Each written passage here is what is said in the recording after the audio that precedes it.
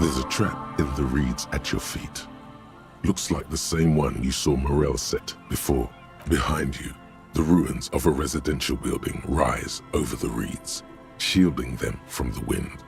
The reeds rustle confidently. Locusts are crawling around in the trap, confused but uneaten. You see no carnivorous reed phasmid gorge. Big surprise. Anyway, 1 down, 3 to go.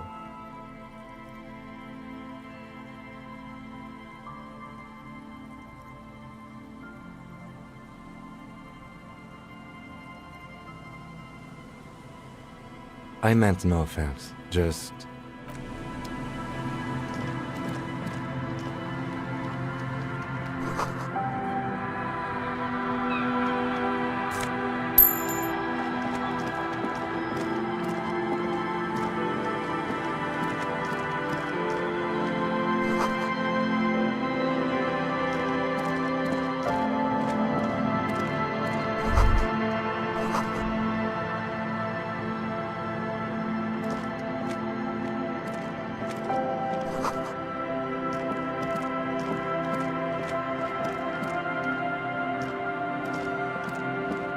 A scattering of bullet holes is spread across the cracked wall, reaching from one corner to the other.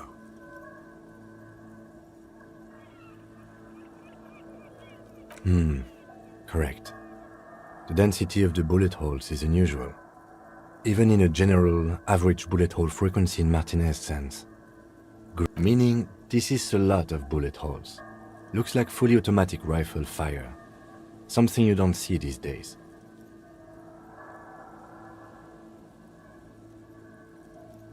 The lieutenant also nods. It is quite a scene. The two of you standing next to the broken wall of an abandoned building, nodding. He nods in agreement. It really is a very serious scene. All right. I'm glad we stopped when we did. My neck was tight. A row of ghostly shades stand facing the wall. There are many of them, a dozen at least, their heads lowered and eyes blindfolded. It's quiet, no sound, no movement.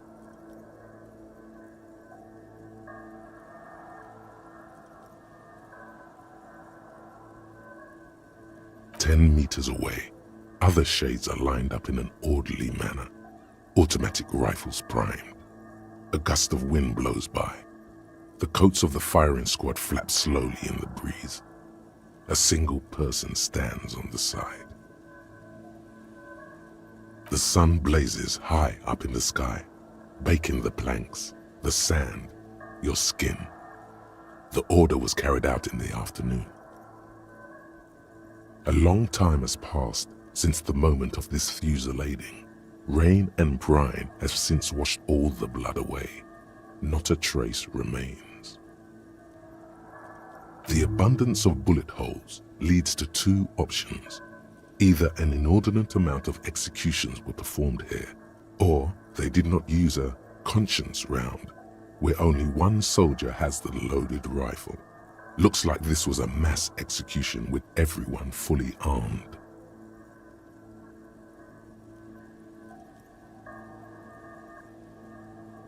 A host of men, probably in everyday clothes, ragged from the conflict and covered in dust. They were not sitting. a common practice for executions in some nations, as demonstrated by the height level of the bullet holes.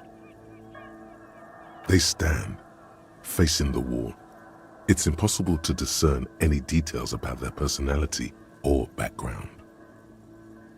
7 men in combat uniforms and dark coats, holding automatic rifles aimed at the people. Soldiers from some side, but from which one? The commandant, the one who gives the order. Machine gun fire crackling through the air, the lights of the muzzle flashes dancing on his face. I don't know.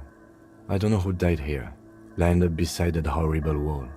It could have been any of the parties involved in the revolution. Perhaps the ones executed here were the loyalist conservatives, killed by the communists at the start of the Civil War.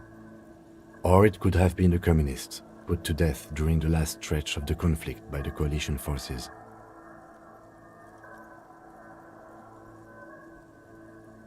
It could even have been the employees of the failed R&D center down the coast, as their building was taken over by the revolutionaries. Or maybe...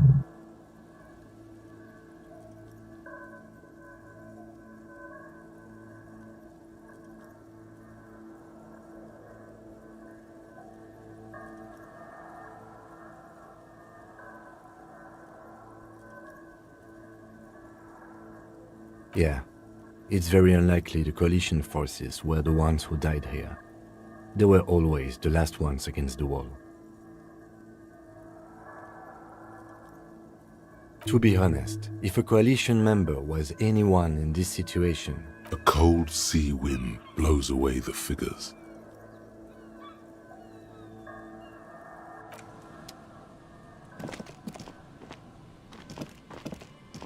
A row of ghostly shades facing a crumbling wall, with another 7 shades standing. A cold...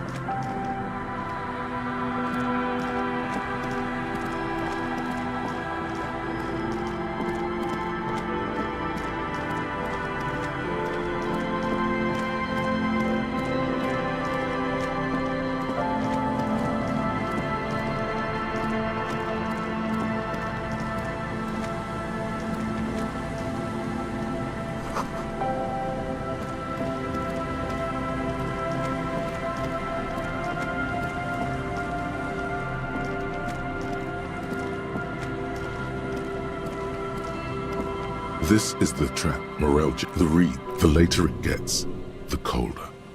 Remnant. This trap is also full of panicked locusts. No sign of any cryptozoological beast inside. Another empty trap.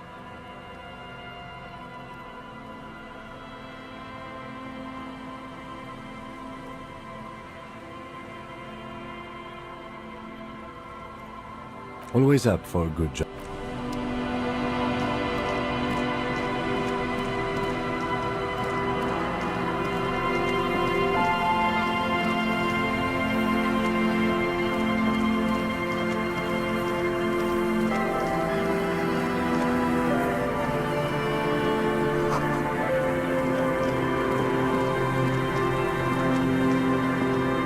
And Mikhail noticed the windows, especially with how there are no windows on the south side.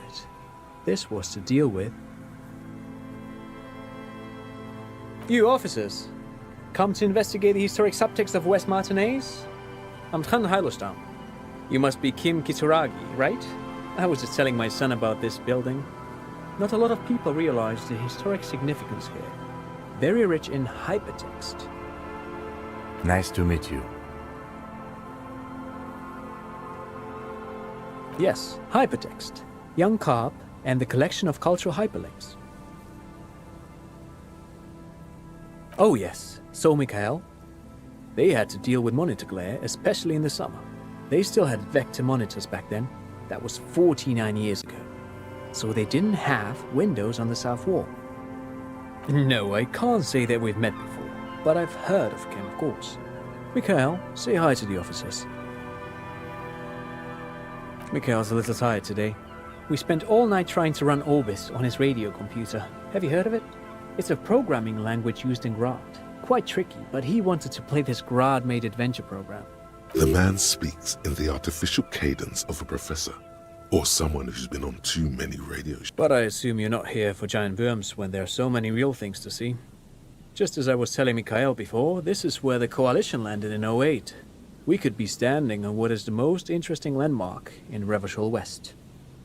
Wow, get a load of this guy. He really enjoys his trivia. The Orbis programming language was named after its inventor, Victor Orbis, a cybernetician from Grad. They run Vox in the Occidental countries.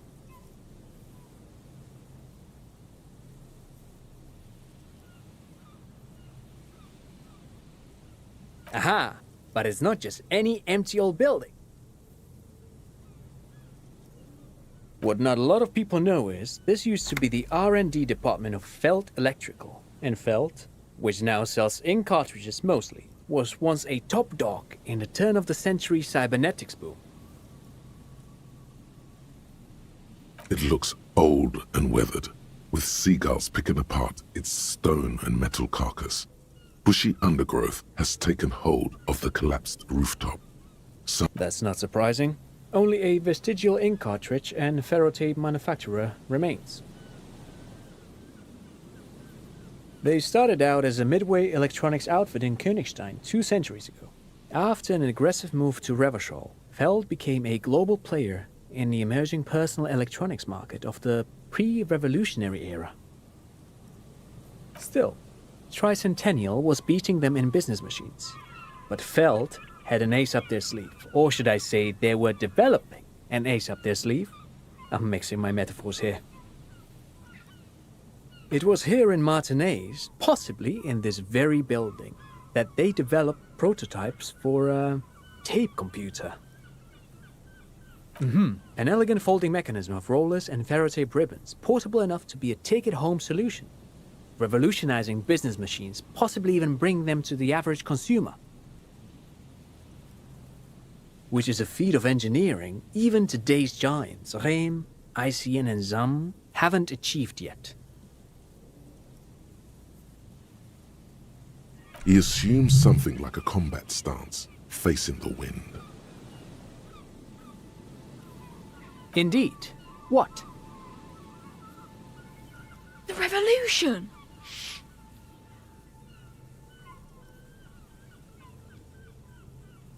Unfortunately, their moonshot project never made it to the market. Feld's move to Revachol backfired. The revolutionary government liquefied their assets and expropriated those very advanced prototypes, possibly from this very building, or one of the adjacent ruins. All of this was built by Feld, even the boardwalk. Wild Pines built Martinez proper as a resort for their middle management. Feld built this side of town for R&D.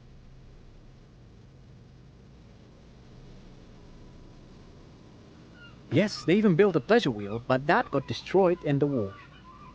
A pleasure wheel? Yes, to lure in their star engineers. This part of Martinaise was nothing but reeds before Feld arrived. They had to make the prospect of living here attractive. It was supposed to become a global center for innovation in cybernetics. But history had other plans. Oh, I'm afraid it didn't end well for the boys. But this story is a bit too dark for little Mikhail here. Now, if you were to ask about tape computers... He means that the boys got shot by the communists. The boys were bourgeois. Tape computers. They used them for military communications, but also to write and send out press releases. The most notorious example being Le Decret de Mars. What's the Mars Decree? I mean the radio transmission sent out to news agencies and world governments by the newly created Commune of Revachol on the 7th of March in the year 02. A short-lived legislative foundation for a short-lived utopia. It's a beautiful piece of text, actually. A singer-songwriter I know, Charette, called it a love poem to Revachol on her political concept album, Vom Bessert dans le Lind. You should read it. Every local library in Revachol stocks a copy of the decree. I tried to get Mikhail to memorize it. Tried to. Someone was much too interested in worms to be paying any attention. The kid takes a peek at the green and silver worm on the cover of the book, already forgetting about this part of the discussion. Actually, no one knows. No one even knows what a computer made entirely of tape would look like. But word has it, they were very elegant, exquisite, alien-looking turn-of-the-century hardware. Buckle up. 10 years ago, I did a little freelancing, I guess you could say. I was a special consultant for an exhibition at the Womty Dumpty Dum Center in Vredevoort, Oranje. It raised the same questions, and we had lengthy discussions with Paul Ockerman, who was head curator at the time. This was before the twins Keith and Guy Jews joined the team. Wait, did he just say Wumpty Dumpty Dum Center? What the hell is a Wumpty Dumpty Dum Center? And who the hell are Keith and Guy Juiced? The Womty Dumpty Dum Center for Contemporary Art. The exhibition itself drew on Lagerman's notion of memory, and so there were some parallels. That's why the head curator, Paul Ockerman, chose to...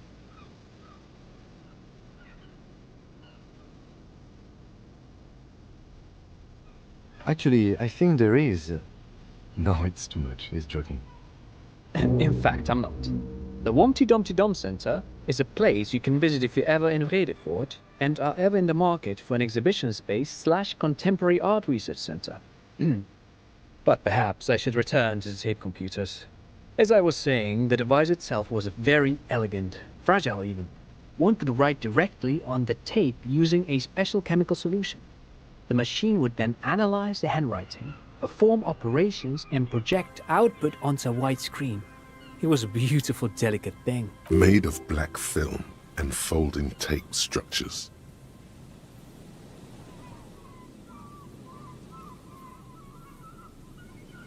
Even one would be very useful. Though I understand the socio-economic causes of the revolution, it pains me to imagine the revolutionaries setting fire to the precious device. But so they did. The Feld playback experiment vanished into the fires of '07.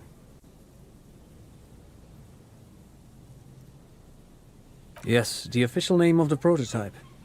Some sources report it as the Feld Playback Experience, but those are incorrect. Who knows?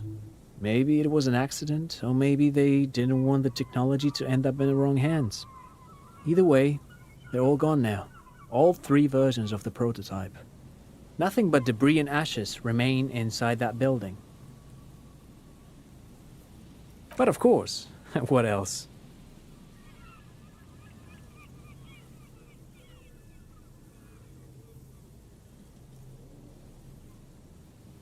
Sure, what's on your mind? But of course, what else? No, thanks to you for having me and little Mikhail here to pick your brain. A very interesting conversation indeed. Pick your brain? If anything, this was rather one-sided. He did the talking. Whatever.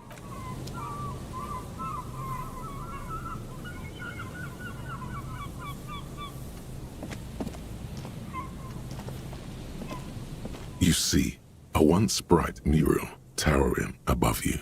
The signage has peeled off over the years, but you can still make out Feld Electrical R&D.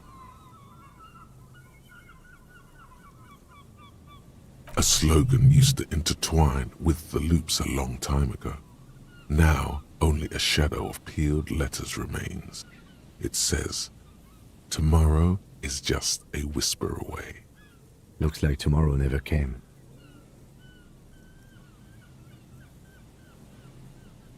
Looks like tomorrow never came.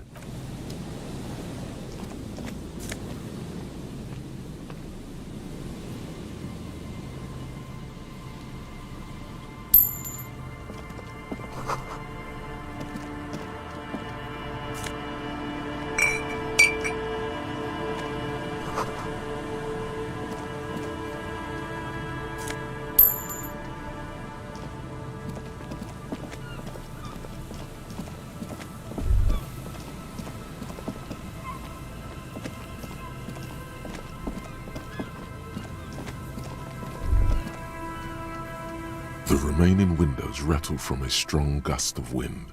They're covered in a thick layer of grime. They must have been like this for 40 years. Dripping water falls from a high place. All you can see is the shadow of a collapsing staircase. There's rust and corrosion on the bars. They're foaming with it. And a small layer of white salt from the sea. No, I won't even try. You know, I had a partner once. They called him Eyes, because he had to show me things. It's that bad.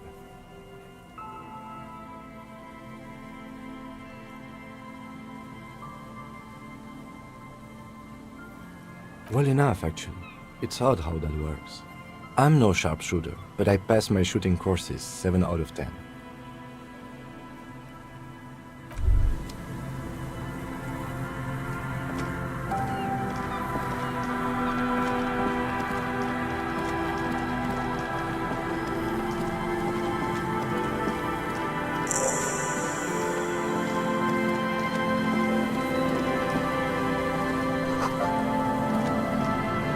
A metal payphone under a yellow plastic dome.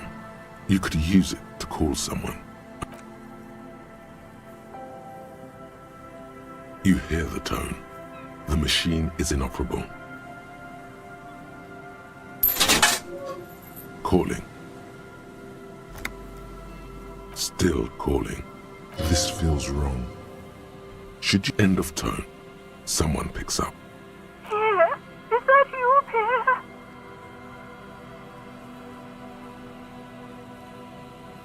So nice of you to find the time to call me.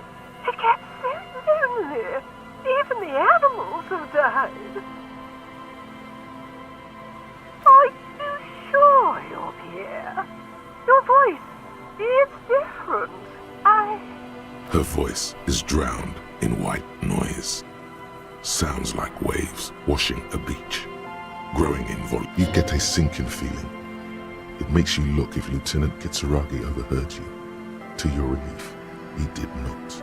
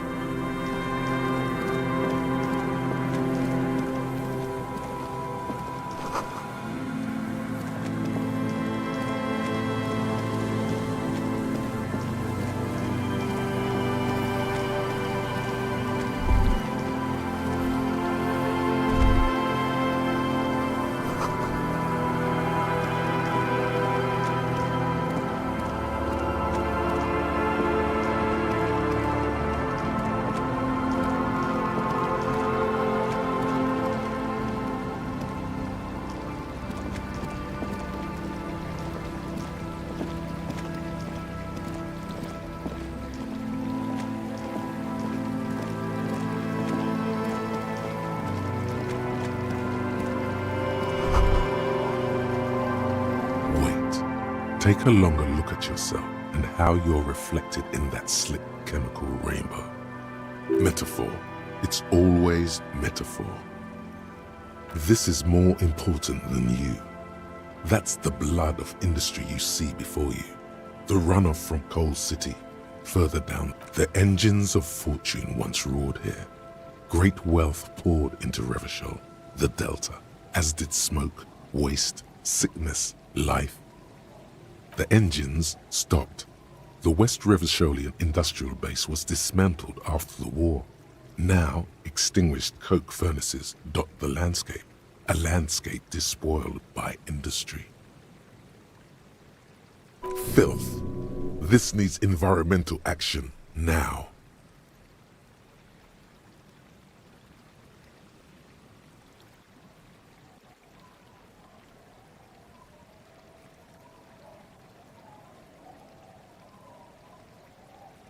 Perhaps you could dedicate your life to cleaning it up, but you're a cop.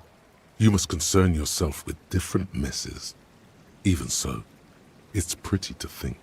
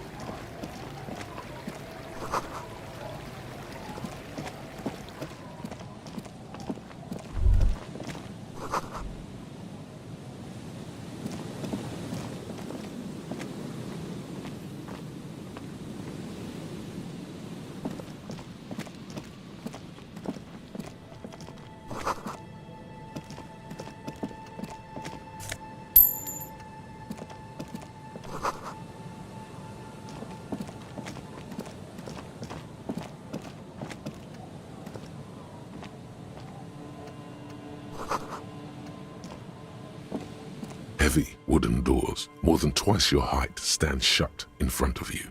The rectangular sea-worn ornamentation appears in stark contrast to the padlock, carelessly drilled into the wood. Nothing happens, only the sound of the padlock rattling against the door. I don't think that's going to work. The carving on the door is block-like and angular, like the church itself. Two large beams shoot downwards, sinking into the wood before they reach the threshold. The surface is smooth from the wind, but moist to the touch. Feels exceptional. 300 tons of pine would fit together seamlessly. It's old too, cut and carved many centuries ago. This cheap-looking padlock is sturdily built. It shackles together a hasp and a staple screwed into the wooden door. The lock is adorned with a yellow sticker. It'll be easier to break the staple than the lock. Also, that sticker is interesting, somehow. You see a yellow circle with two X's and a big curve below them that looks like a mouth.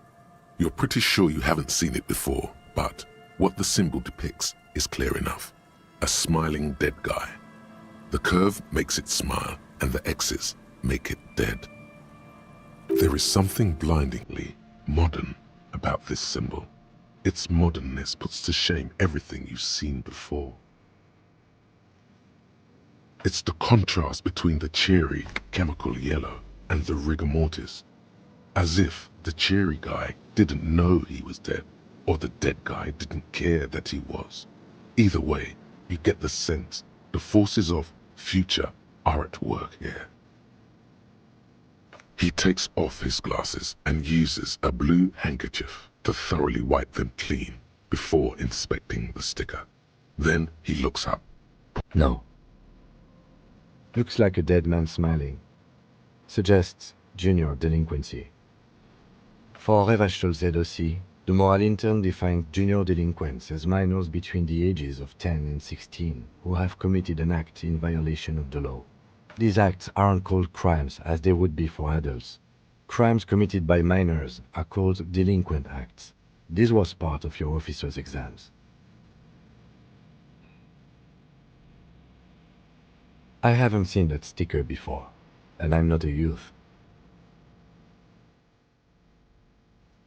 That level of conceptual thinking is not part of my skill set.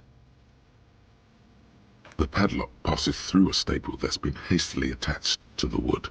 Closer inspection reveals that one of the screws is not a screw at all, but a nail. The work has been done recently and is unprofessional, to say the least.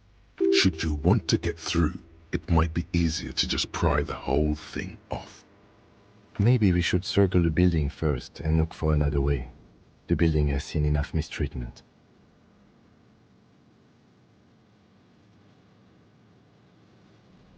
Yes, the pulsing base. A sure sign of junior delinquency, somewhere east of here. There's something on the sea ice there.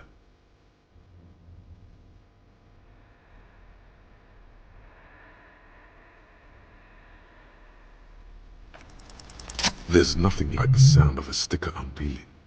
Now it's stuck to your thumb.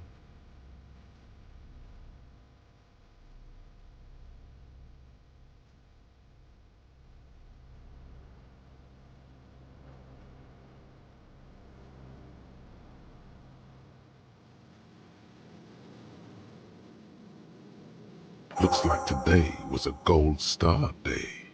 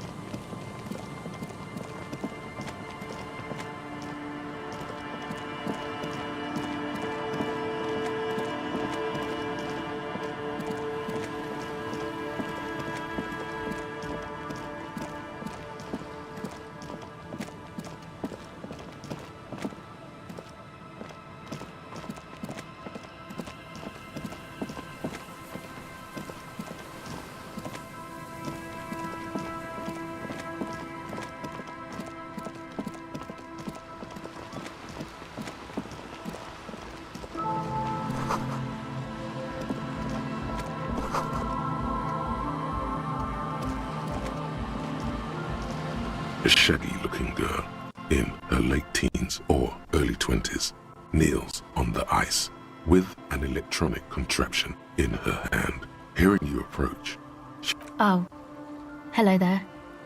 it's cold out here, but she's not wearing a hat. She must be freezing. Huh? Maybe she didn't hear you. So should you.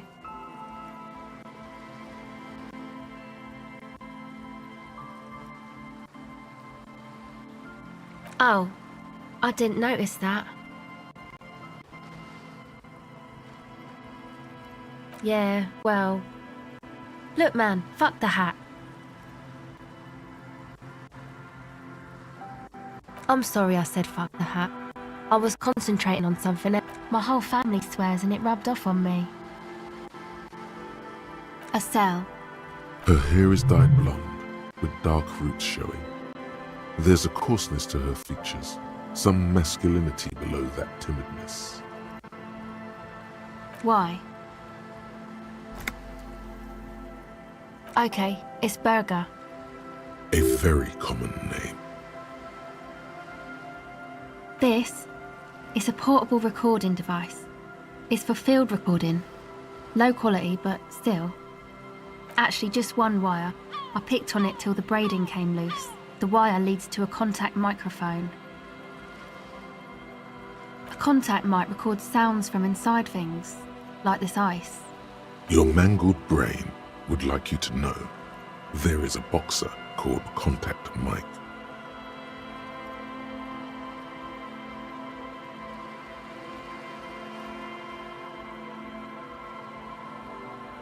No, you're welcome.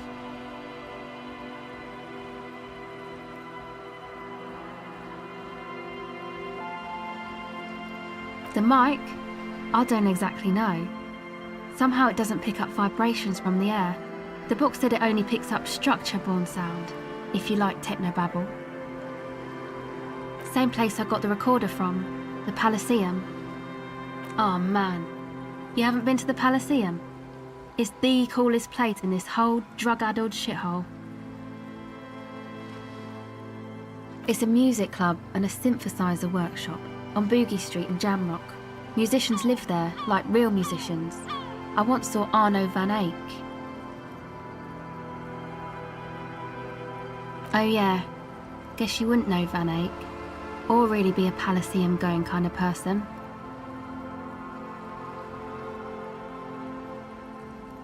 I don't know what that means. I don't know what that means either.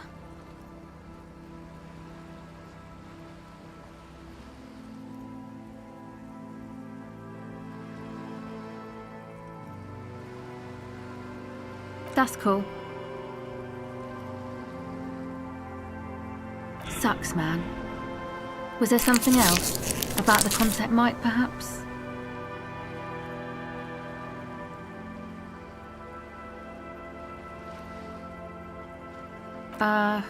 Yeah, I record stuff with it. No. This is a contact microphone. It's for recording inside solid objects. Contact mic just beats people up. That's not fair. And an understatement. An entire litany spews forth.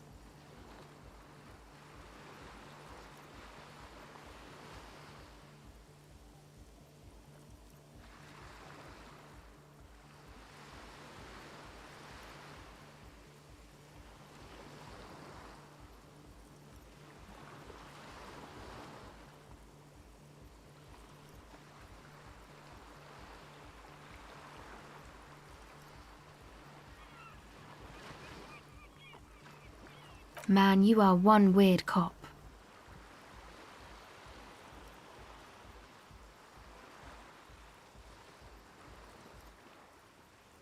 What is it with you and this Mike guy? Okay, if it floats your boat, I'll be more like Contact Mike and less like me.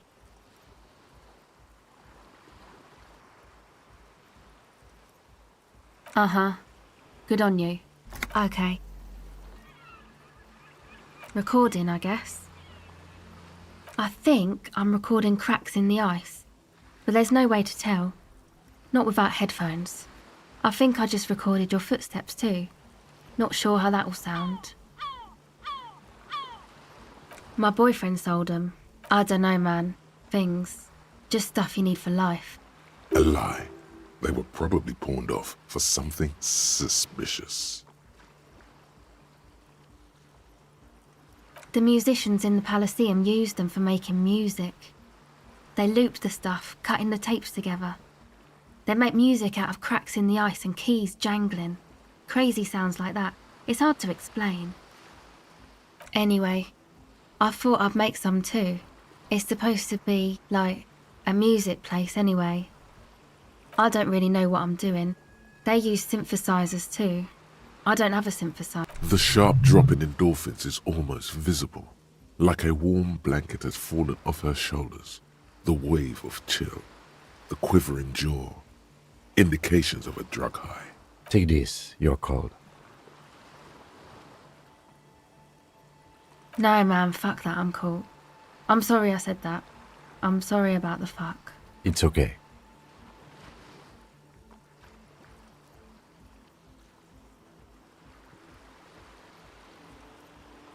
Yeah, maybe you were right about the hat.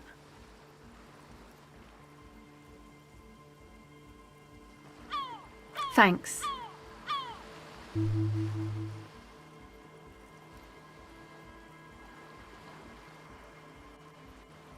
That? The boys think it could be a place, like the Elysium or something. Stupid. It's really not gonna be a Elysium, that's for sure. And who are these boys? Yeah, Andre and the guys, they're inside. And why is that? They got too much stuff crammed in there. No room. Music stuff mostly. Like this tape recorder, but bigger. And there's piles of it. Yep, they were pretty.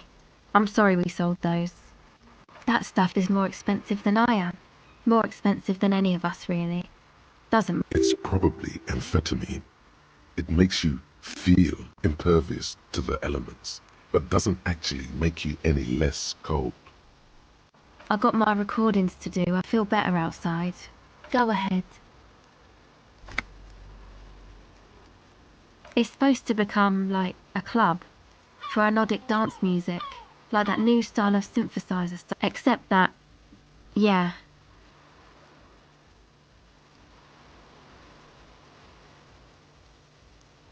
No, not really. She's trying to get out of a direct lie with semantic tricks. She personally didn't put the padlock on the door.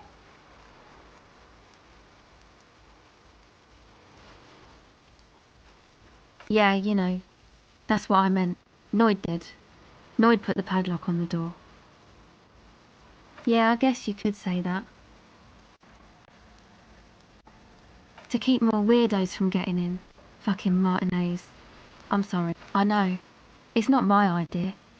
Andre and the boys found the place. It was supposed to be deserted, but...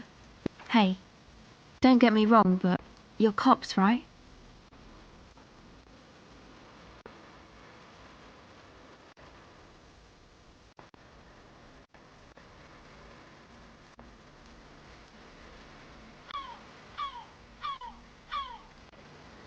Okay, well... Maybe you could talk to Andre and the guys. Because there are some strange things going on in that church. If you're police, you should look into it, right?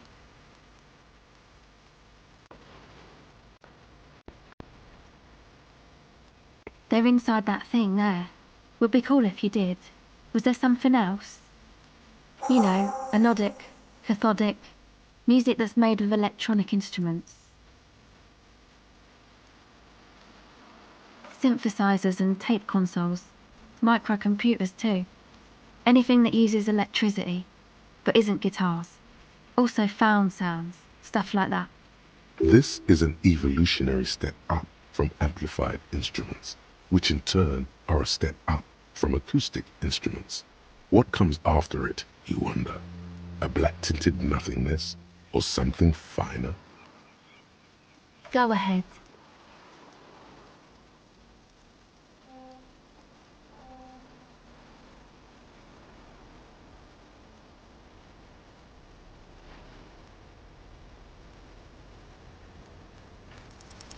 device is cold to the touch. An angular Omicron logo adorns the yellow plastic cover. Underneath you see a reel of tape rolling. You put the device back on the... Okay, bye.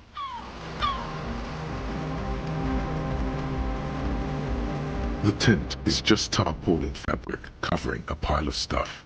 The flap is open.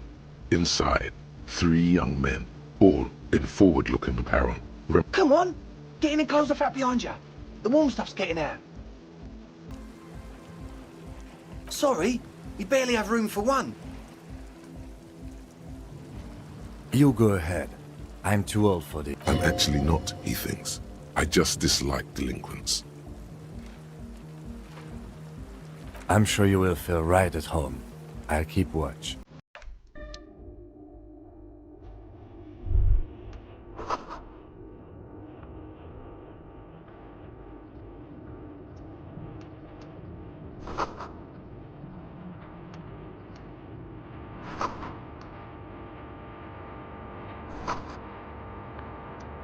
You see a youngish man bleaching the tips of his hair with a toothbrush. He puts the toothbrush down and extends his... Hello, I'm Andre.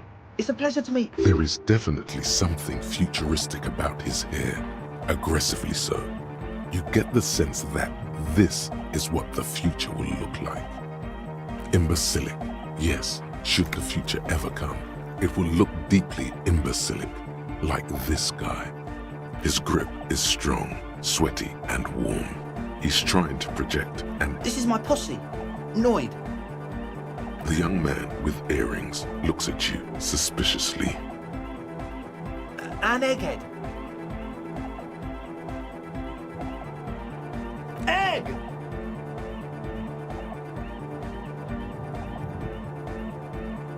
Together with a Settle Burger, who's out there right now, doing some seriously progressive sonic experimentation, we like to think of ourselves as music venue organisers. We have many in the pipeline, officer. That means they haven't set up a single one yet. You see, we've been all over Jamrock North, prospecting for real estate to establish a new venue in. Also for talent. Yeah, thank you, Egghead. And while there is no shortage of raw, unfettered talent spinning tapes in Jamrock, we've had rotten luck with the real estate part. Place is a shithole. I apologise for my friend Noid's potty mouth. I realise this is not how you speak to a police officer. He has authority issues. Which brings me to the problem of occupied ecclesiastical property. I bet you've noticed the derelict hive of narcomania on the coast.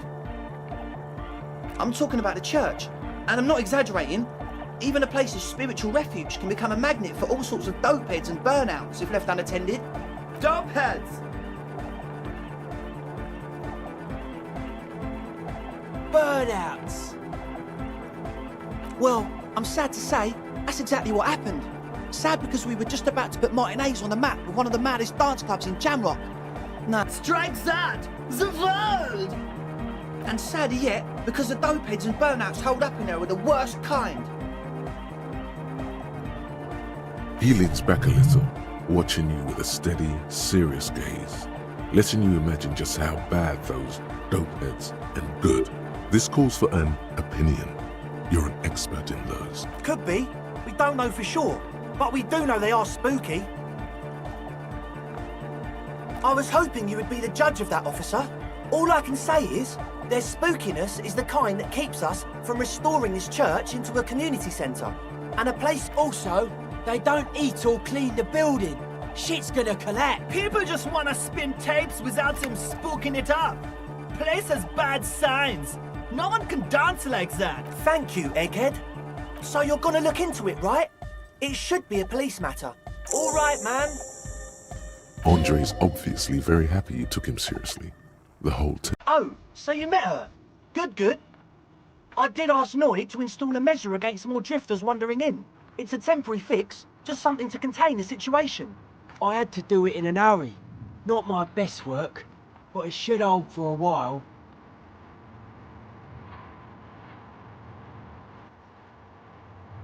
Of course. Noid, give the officer the key. All right.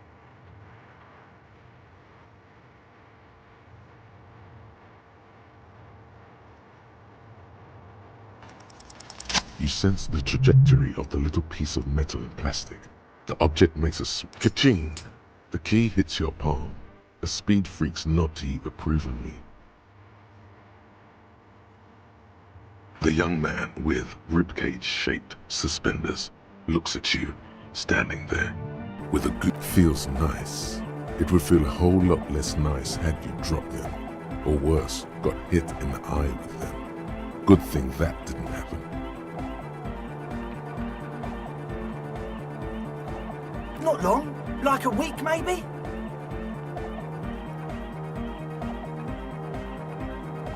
I'm super sure they're alive. I mean, come on.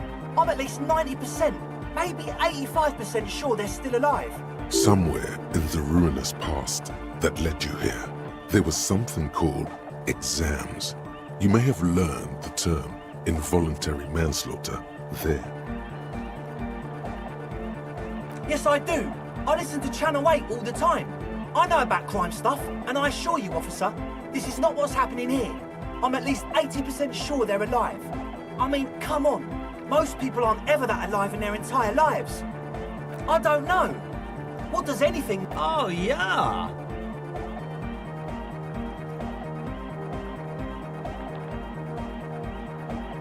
I knew you'd get it. You're one smart cop. He nods attentively, ready. Sure, man. Tell us what you want to know. Let's do it. Truth is, I don't really know. None of us do. I don't even know how many there are. All we've seen are glimpses.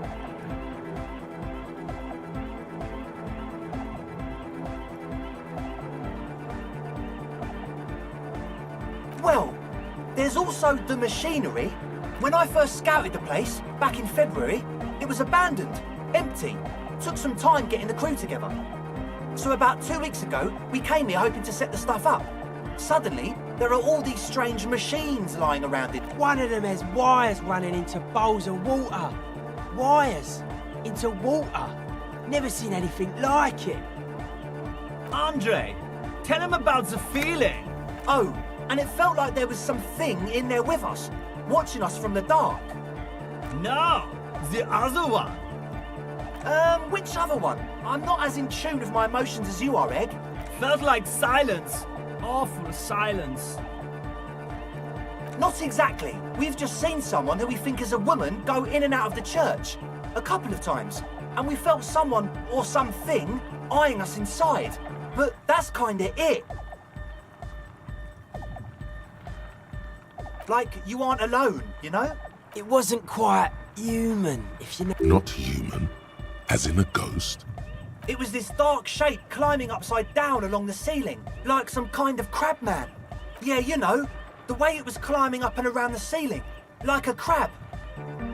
It was stalking a cell, exhibiting ambush behaviour. Odd.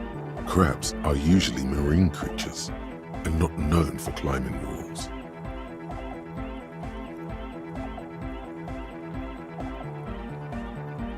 Yeah, totally. I mean, I didn't personally see it.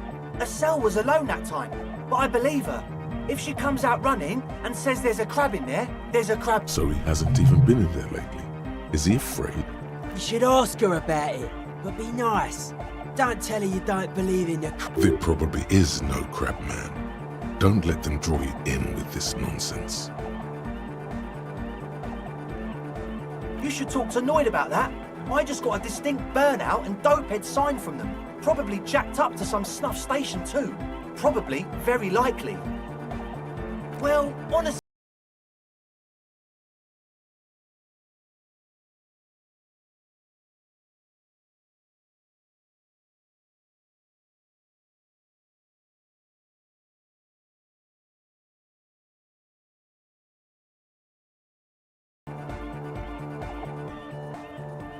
I'm 70% sure they're substance users.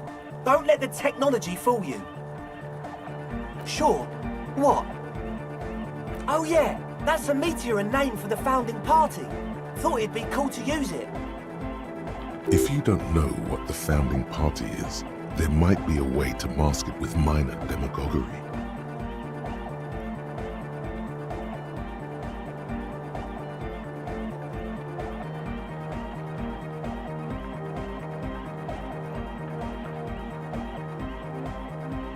You know, of Meteo, concerning Meteo. Meteo, a country on Muindi, on the Muindi Isla. One of the poorest of the first world nations today, but once a great ancient civilization. Capital, Tilakos by Percentic. Come to think of it, I've never really looked them up, you know. I can't give you a precise definition, but they're a very powerful religious organisation. And they have roots in ancient mass society. And they're the custodians of the Pericarnassian Church. Plus, they anoint the innocents. They, like, made the Innocentic system, no? You're totally wrong about that. The Pericarnassian Church is about love. And Nordic music is about love. I got love for my Pericarnassian posse. Love is the relay out of death. We dance. Love is hardcore. Unity! Unity! Make some noise for my Insulindian posse. You feel it, the anodes and the cathodes coursing through you. Your big toe stop feels good.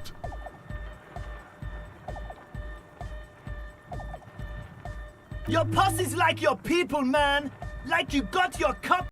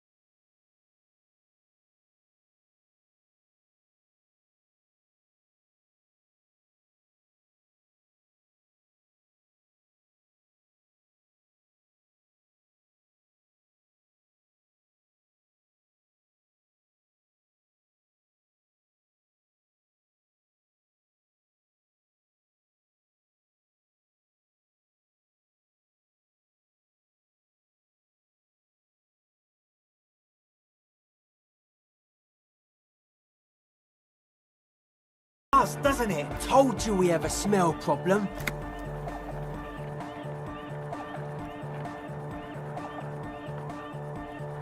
Ether? I don't smell ether. No. He sniffs the air, then shrugs. It doesn't take a forensic scientist to guess it's drug-related.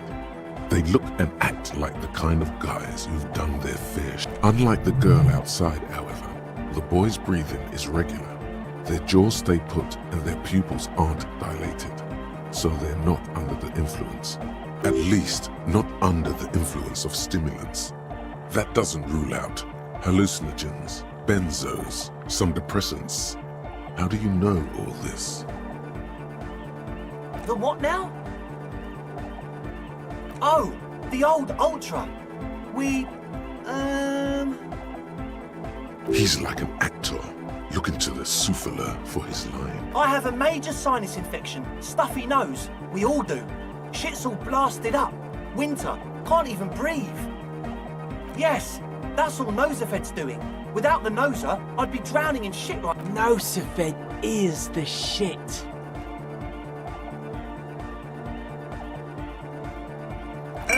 Sure.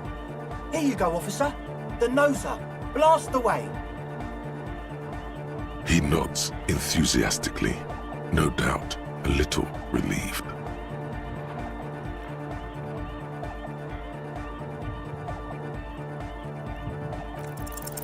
A number of things don't add up.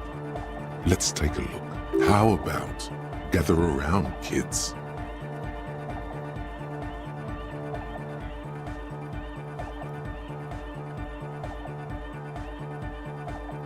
The young speed freak puts down a busted capacitor. The one with the large head seems very enthusiastic about whatever. Their would-be leader is less amused.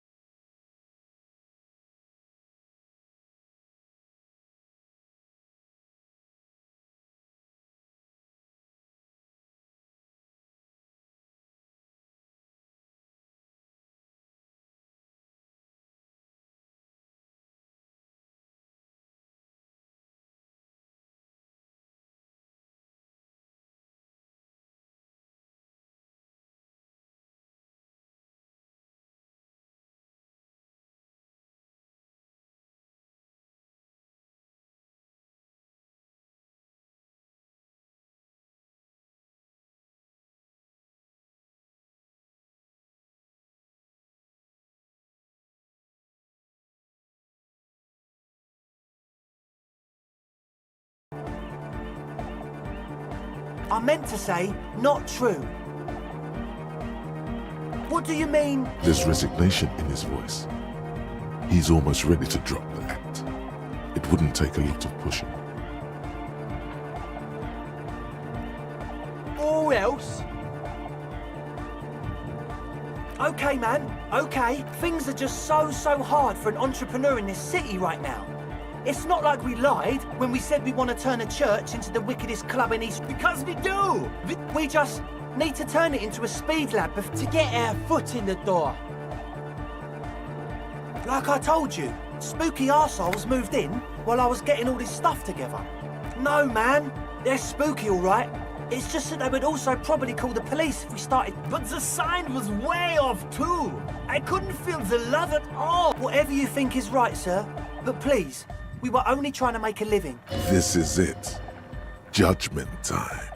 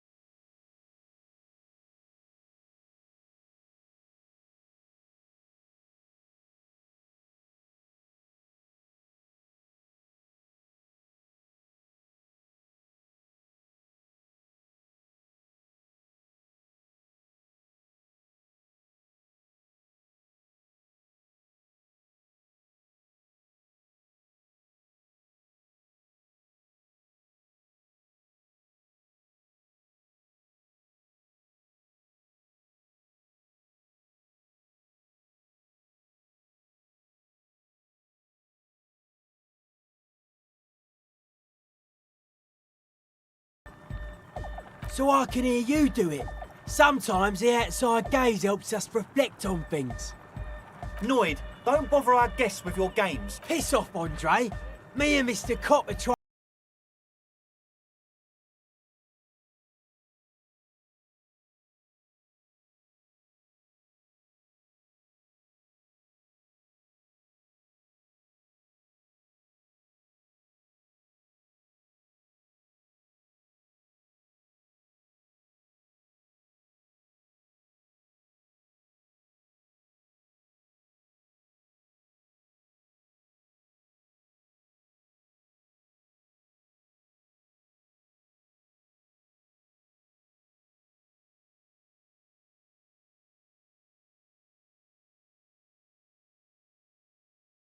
Life are the hardcore.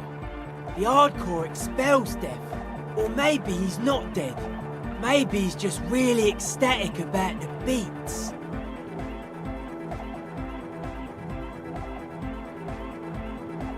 Yeah, that interpretation holds. Simplicity was brought to us by a classical soul artist modernism, but that was a tasteful, harmonious simplicity, right? Well, hardcore is not tasteful or outwardly harmonious. It's a warning shot. This will be dangerous. The echo of man's loss, haunting him.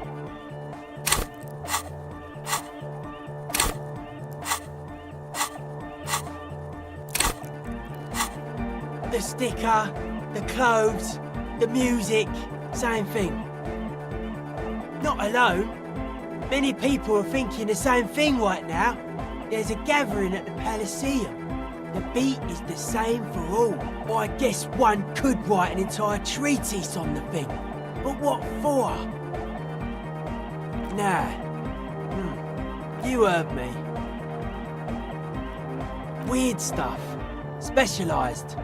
There was a data processor and some sort of long-wave machinery. Wires going into water. Gives off a spy sign. Or some fucked up Samaran science sign. You know, the kind that goes headfirst into the supernatural. The People's Republic of Samara is a product of Revachel's sister revolution on the Grand Isola. It's known as a severely degenerated rogue.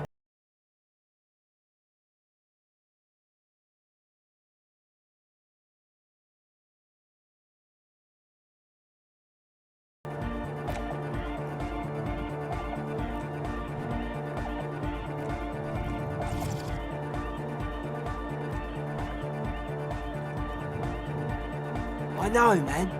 I was just talking about the aesthetic. I know, man.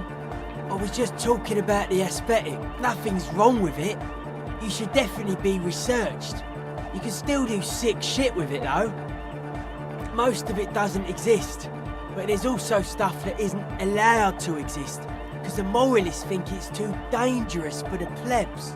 Psionic powers, pale-related diseases, pretenders pretending to be human, folk rights, that kind of stuff. The hardcore aesthetic is esoteric. It's not meant to be discussed with the law at this moment. I can see that. Further sign matching would do good for us. One way to achieve sign synchronicity would be by getting us into the church.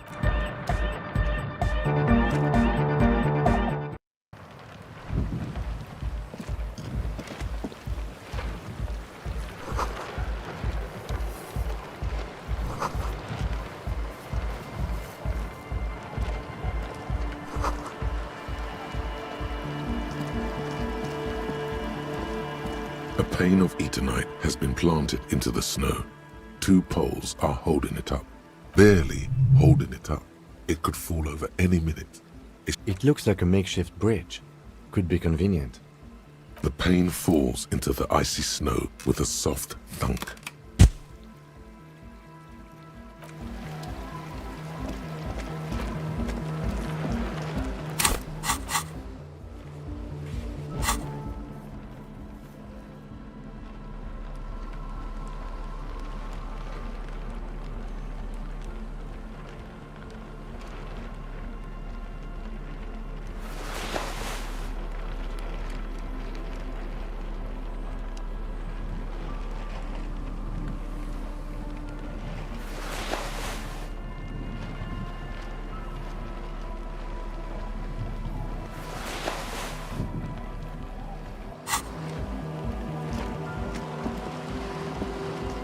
shaggy-haired girl kneels on the sea ice. So you talked to my associates, right? Are you going to help us? With the church? Great. Let us know if there's any progress, will ya? I did, and I'm sorry. For what it's worth. This is why I didn't go into the tent. Typical delinquency.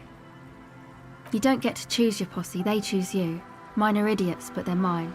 I tried to talk Andre out of it. I even tried not to lie to you. Indeed, she merely tried to omit the truth instead.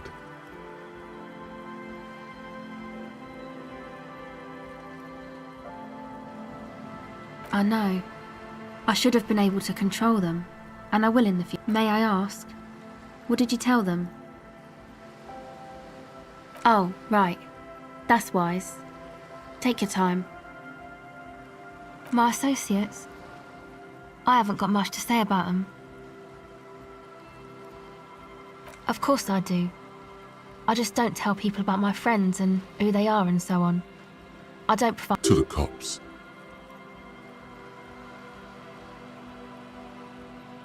Me? I'm a silver bird. A silver bird feels strangely familiar. Was it an expression?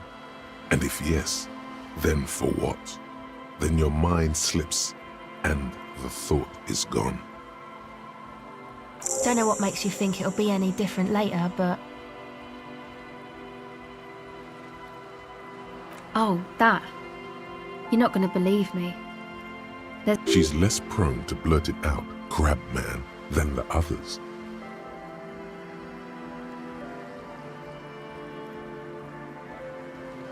Okay. I went in and I saw a woman next to one of those machines there. Noid calls it a mainframe. She was dressed like someone who's been raised by their grandmother, you know, strange old clothes. Had this absent expression, didn't say anything, just stood still. And then, you know, right behind her, a man crawled down the wall, upside down like a crab, down the church wall. I think the woman didn't even know he was there. He stopped right before he got to the floor, then just hung there like that, looking at me. Right at me. I fucking turned around and walked out. Like a crab, you say? It was too dark. I couldn't tell exactly. Come on, she obviously could. She already went into detail. He looked like a banger, okay? He was all muscular and stuff. Had a mesh tank top. I know it sounds ridiculous, but that only made it scarier in a way. A crab and a banger? Yes, a banger. As in a mess gang member. I know what it sounds like, but that's what I saw. Why? I guess so. Anyway, what else?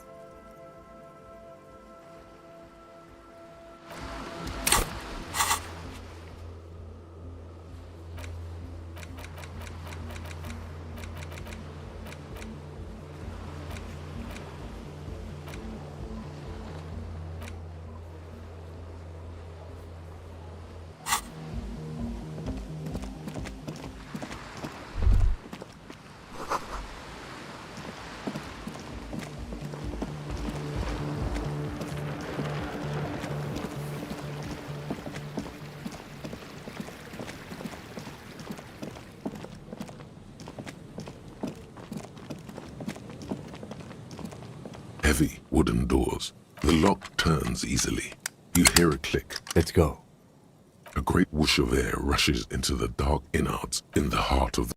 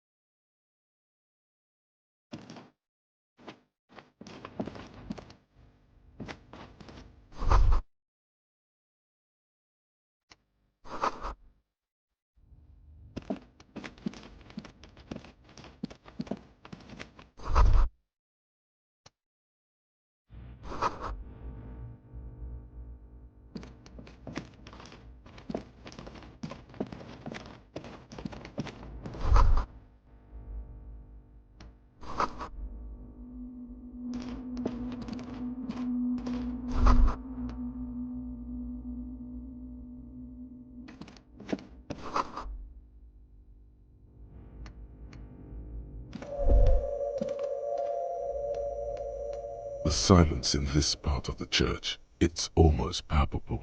All the shifting matter and shuffling of living things is gone. Nothing seems to exist beyond the church, and maybe if you were to stand in just the right spot, even your footsteps would be completely silent. And then it's gone, almost all of it, but for the faintest of hums. It seems the sound here is detached from its source somehow, if not blotted out outright. Truly unusual. You can hardly hear your own breathing. You produce a few muffled thumps, after which the silence feels even more total, somehow. Your voice is barely audible, not a howl, but the softest of whimpers. The lieutenant points to his ears and shakes his head. Then he leans closer. Can you hear anything?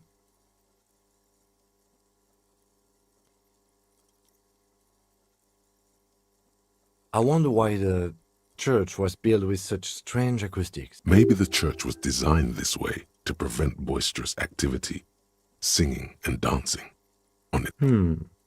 Could be. He doesn't seem entirely convinced, though. The lieutenant. Can you hear anything? The church just... Maybe the church was designed this way to prevent boisterous activity, singing and dancing on its premises.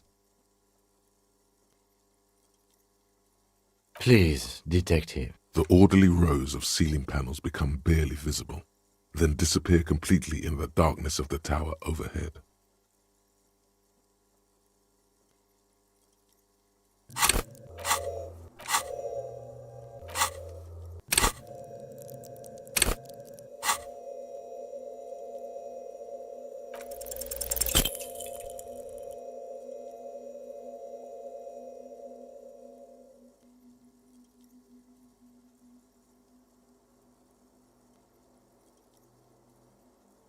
Just darkness without end.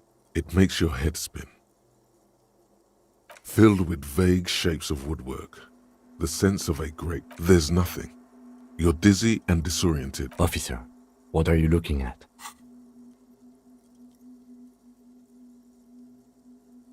You see something hanging from the rafters, looking straight at you with dark eyes. Maybe it's possible to talk to it.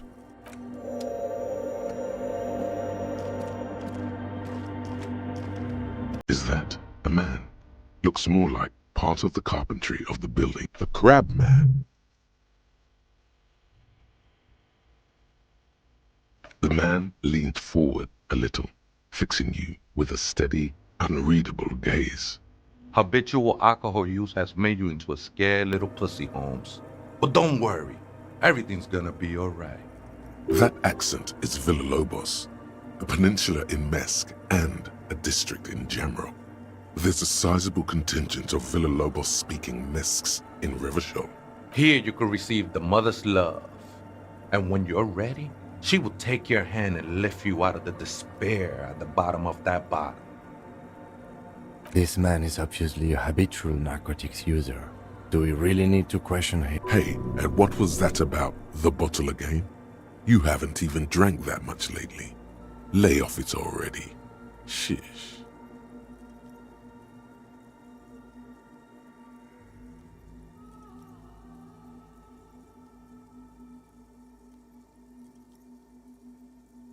Oh yeah, sure. You don't know anything about alcohol use. You got it all under control, Way. I could smell the control all the way over here.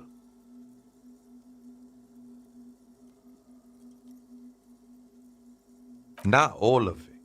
I was like you once. You don't know all the havoc Albino is wrecking on your mind and your spirit.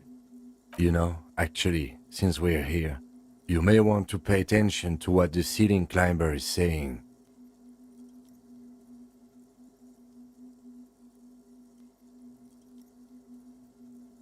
Don't trust me. Trust the mother. I'm only the messenger. This is the Church of the Mother of Silence. You are welcome here. You have no idea what the fuck he's talking about. Is he just trying? Whatever it is, he's quite confident about it. Just look how 'tis not an act, my liege.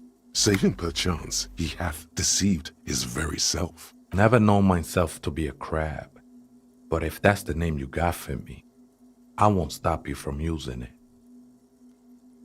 I always thought of myself more like a flame, flickering along the rafters and beams. That's not the only technique he's working on. Look at those carved sculptures. And is that a satchel of tools over there? Sure am. Whittling wood used to be something I just did to busy my hands. Now I use those same hands in service of something greater than my own restlessness. All right, let's consider the context and meaning here. It's all just for the mother, man. No need to overthink it.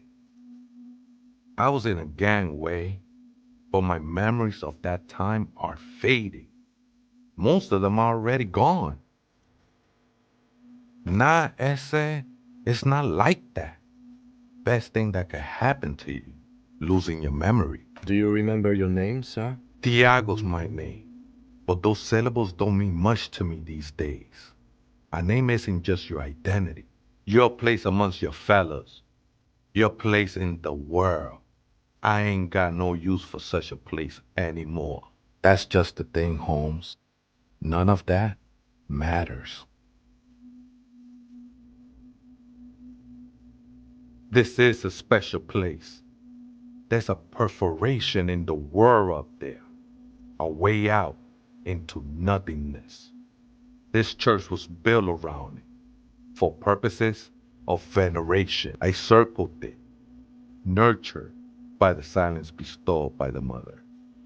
One of these days, I'll be pure enough to go drink from it directly.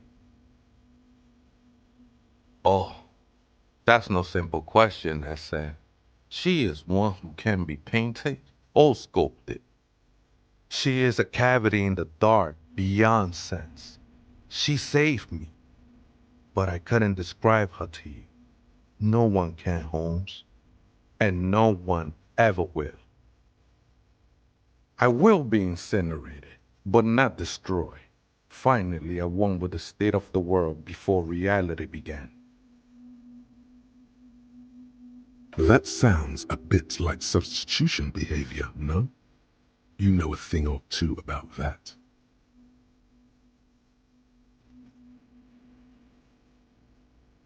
It's not like that at all, man. It's just faith and joyful service.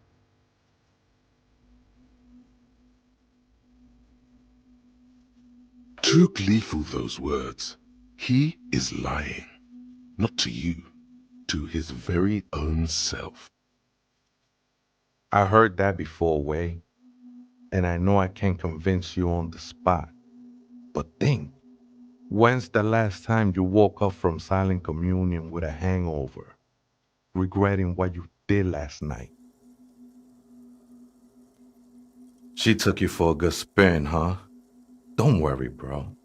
That love is but a drop compared to the ocean of the mother's love. The mother will eat all of you and never spit you out.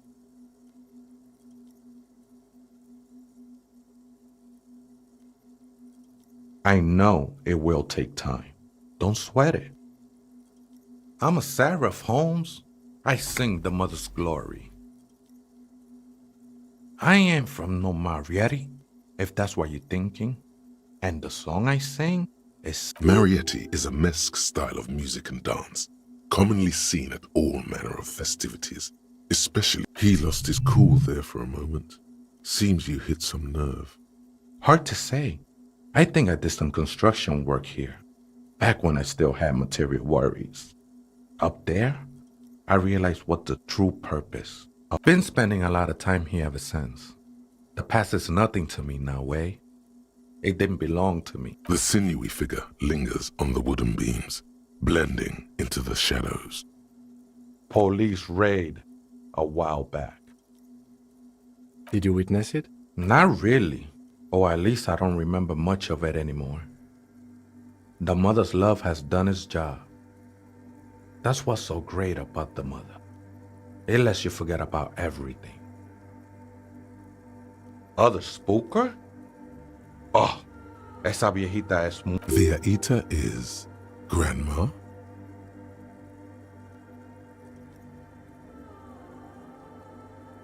No, I just call her viejita because of her clothes. She's actually quite young. Or maybe not that young. Age is just one of the many masks we wear. That's what I said, Holmes. Don't really follow her comings and goings. Just see her typing on her computer now and then. We got different interests. I'm afraid not, Essay. You just have to wait until she comes. Or search through her radio computer. The ones in the tent outside? Right? I see them. Guessing they're the ones who call me a crab. Probably scared of me. Nah, man. They look pretty funny. And I don't harm no one anymore. Why not? They wouldn't bother me none. I'm usually way up there, imbibing. Ain't no music on earth that can reach where I go. Might even be nice to have some company.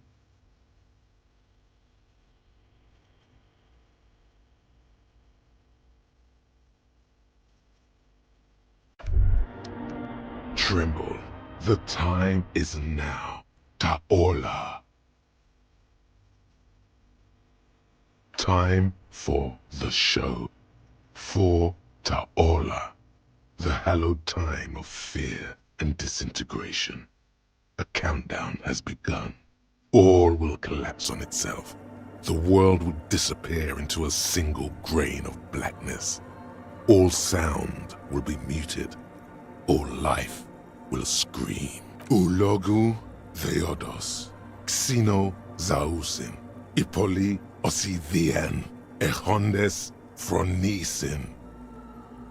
Monday morning, the moment you arrived in this reality, are the first crack in the sheer face of God. From you it will spread. Yes, you spoke the words of the Palindropos and the houses of Pericarnassus. Items, people, even words will tumble. All will lose its meaning in the coming years. That is why you marked yourself. It's totally also a coping mechanism. So you should be. The world island crumbles at your feet and in the far plain. Perhaps, just a thought, this has something to do with the hangover.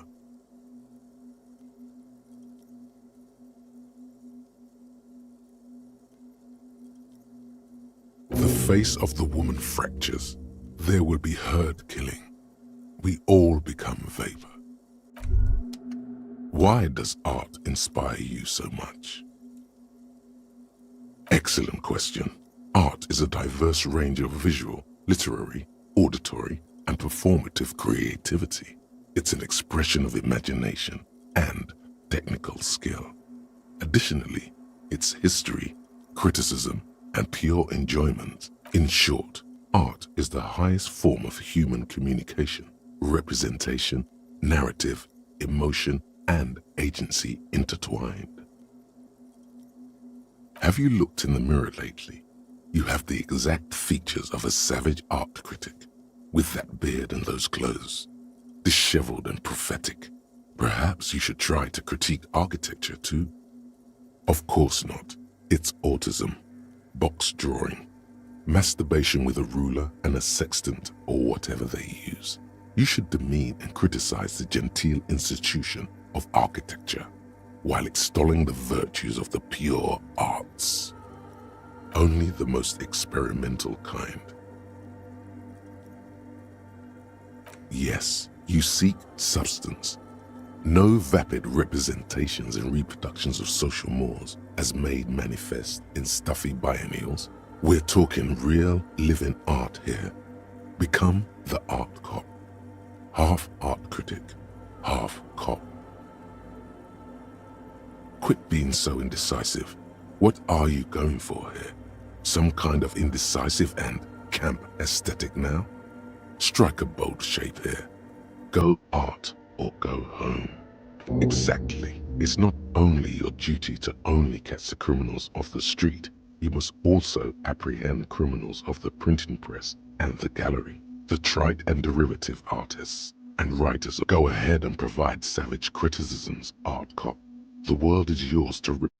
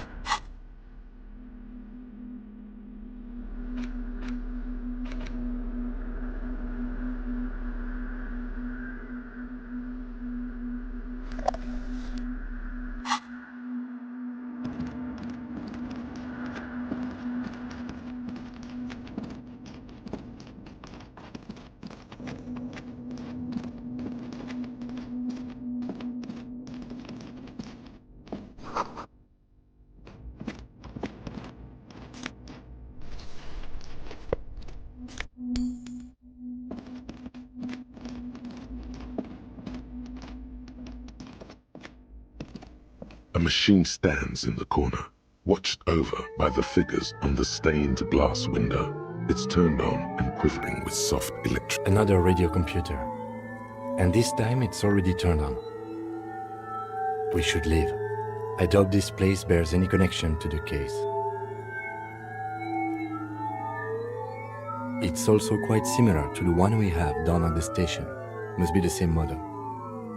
The one you saw earlier was the Ream Civic. This is the Ream Prefect, a model number RC7024, equipped with a Feld mainframe and a Ream-compatible interim printer.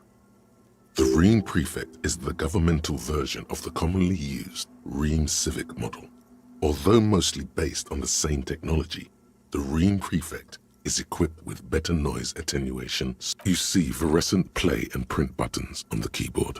A hatch connected to the lieutenant says nothing. You see the machine's glowing frame reflected back from his diamond-shaped glasses. Behind the hatch sits a cube-like crisscross of filaments, smoldering in the dark like fireflies. Silver tape on the side says, in black marker, log, February, another filament memory. Press play to talk with the repeater. The speaker comes to life. Static seeps through the machine's planar magnetic driver. An old lady greets you. Her voice sounds. Good afternoon. Fortress accident on Saint-Brune. This is the East Insulindian Repeater Station 1. Please repeat. Is this the personal log? It's the same old woman you spoke with through the radio computer in the doomed commercial area. Good, thank you. Please repeat. Is this the personal log?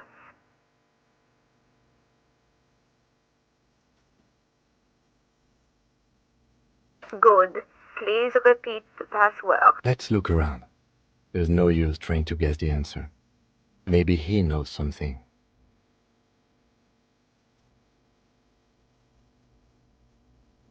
No.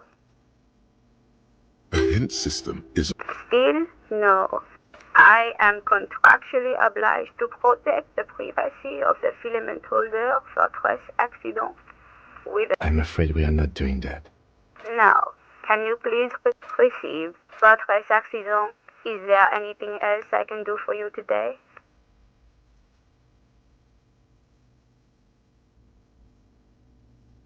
I have 2 machines registered to this company name in Martinez. Saint-Brune. That's the church. And Rue de Saint-Guylaine? That's the doom. Anything else I can help you with? Good. The machine's keyboard is still. Nothing happens.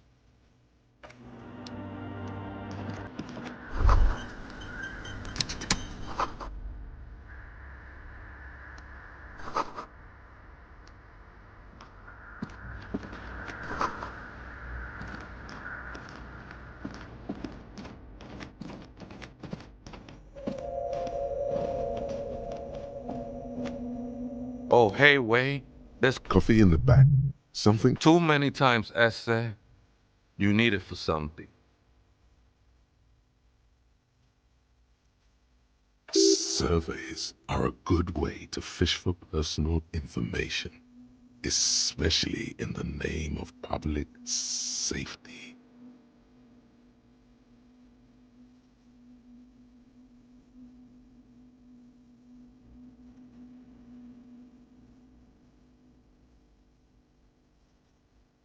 Don't sweat it, Vato.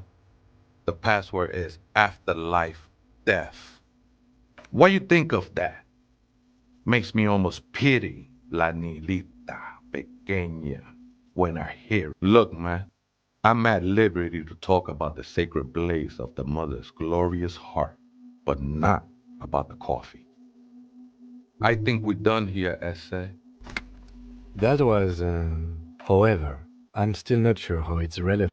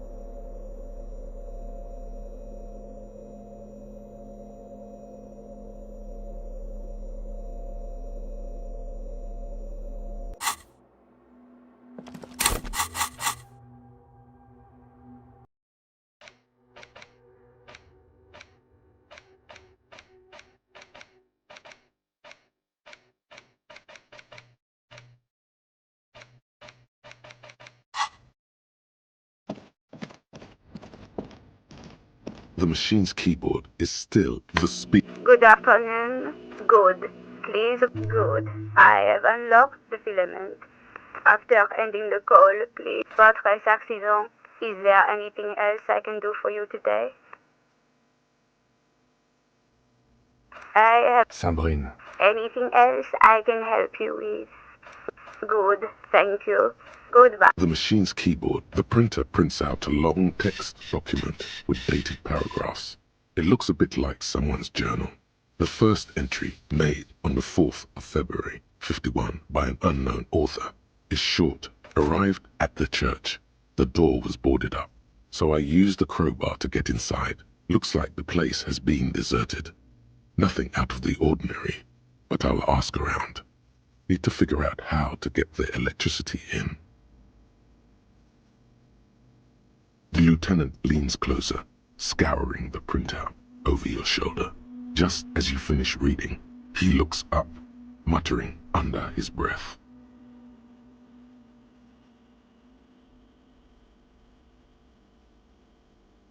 Fourth of February. That's over a month ago. Whoever set up those machines has been here for quite a while. Our case? No, I don't think so. It must be some local eccentric. 6th of February, 51. Had a little chat with the local fishermen. Said I shouldn't go near that place, that the church was spooky and ridden with narcotics. It's a little spooky, all right. Still haven't figured out the electricity. 7th of February, 51. Finally got the electricity in. Next on the agenda, a new antenna. I'm thinking Esca series, something advanced. Why would anyone need any of this equipment here? For setting up a radio computer. 8th of February, 51. Bought the antenna, had some problems setting it up. Called Simor for help. Heard the others are back to making art. Drinking somewhere out of town. Sulislav started a rock band again. Lexi has been seen asking money from strangers. But at least the artists have their act together. They're qualified labor. They can get work anywhere. Graphic design, ads. The programmers are doing fine too. I mean, they're programmers. The writers, though, they're fucked. I just have to find out what caused that data loss and be done with it. Still don't understand how it managed to wipe out the backup, when the backup wasn't even connected to the front. I know. Everyone thinks it's impossible. They say I must be lying. I'm here to set it right. Seems like something to do with radio computers. Unfortunately, I don't know enough about them to understand what the author is saying.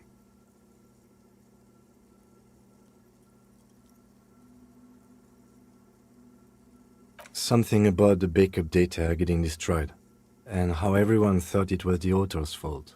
Let's just keep reading. I think these people worked in the radio computer games business, the one we saw in the Doom commercial area. They must be our former co-workers. 12th of February, 51. Brought some food from the grocery store. Apparently, there's a strike going on in the harbor. Definitely not happy to see the Martinez people again. Everything's now set up in the church. Going to start working tomorrow. The strike. We are nearing the date of the murder. Keep reading. 25th of February, 51. I've been sending data up to Lintel for a while now, trying to recreate the data loss, but nothing. Didn't even feel like logging in, the disappointment. But I did discover a curious audio-spatial anomaly at the back of the church. I've named it the Swallow. It swallows sound. Is she talking about? 28th of February, 51. Yes, the first recordings confirm that the swallow is real and I'm not just losing my mind. It's a pillar of silence with a diameter of approximately 3 meters. Seems like the higher I go, the less I record. This might be a coincidence, or it could be connected to the data loss that led me here. The pillar of silence. She is talking about the silence. Is she suggesting it's more than just an architectural quirk? The lieutenant doesn't answer. He follows your gaze, studying the basins. The water shines in them. No ripples. March 51. Some kind of young disco men have appeared next to the church. I've been trying to record the silence to find the epicenter, but now it turns out I've also been capturing the future of dance music, one neo-disco song over and over again. Fortunately, the song is so monotonous, I was able to devise an algorithm to factor it out.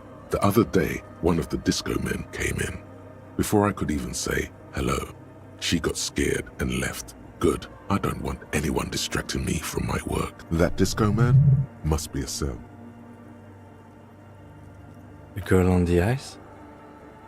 March 51. I got a call from the repeater station. Someone has tried to access the radio computer in our old office in Martinez. Can't do anything about it. The storekeeper still doesn't want to let me inside the building. Thinks I'm part of some kind of curse. How Martinez of her.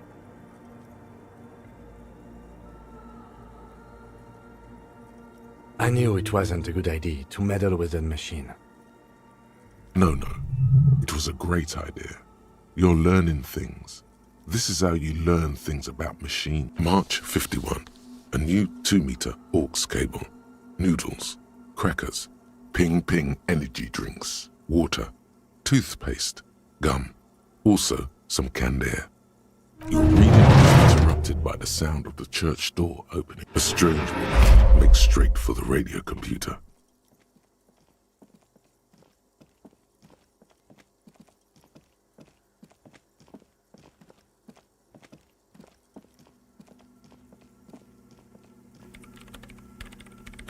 Breaking into my radio computer, I see. Yes, you are breaking in. but not into her radio computer. You're a master circuit bender. I do apologize for the intrusion, madame. We are with the RCM, you see.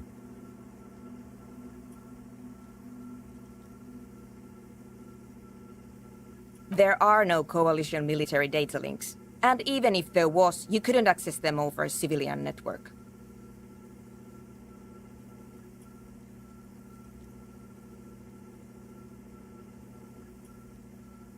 That's nonsense. You're just a police officer.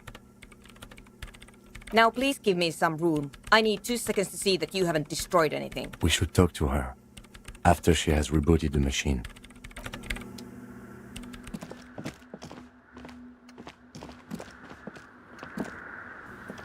In white, silver, and apricot faience, the young mother of humanism stands above you. A crack runs across her body. She is impossibly tall, oval-faced and sad, a dark and radiant majesty. This is her innocence, Dolores Day. Cradled in her arms are a pair of glowing lungs, clearly visible from underneath her flowing dress. You should kneel. Your knees touch the floor. The floorboards are hard and cold. There you kneel among the snowdrifts, diffuse light falling on your hands from beyond the glass.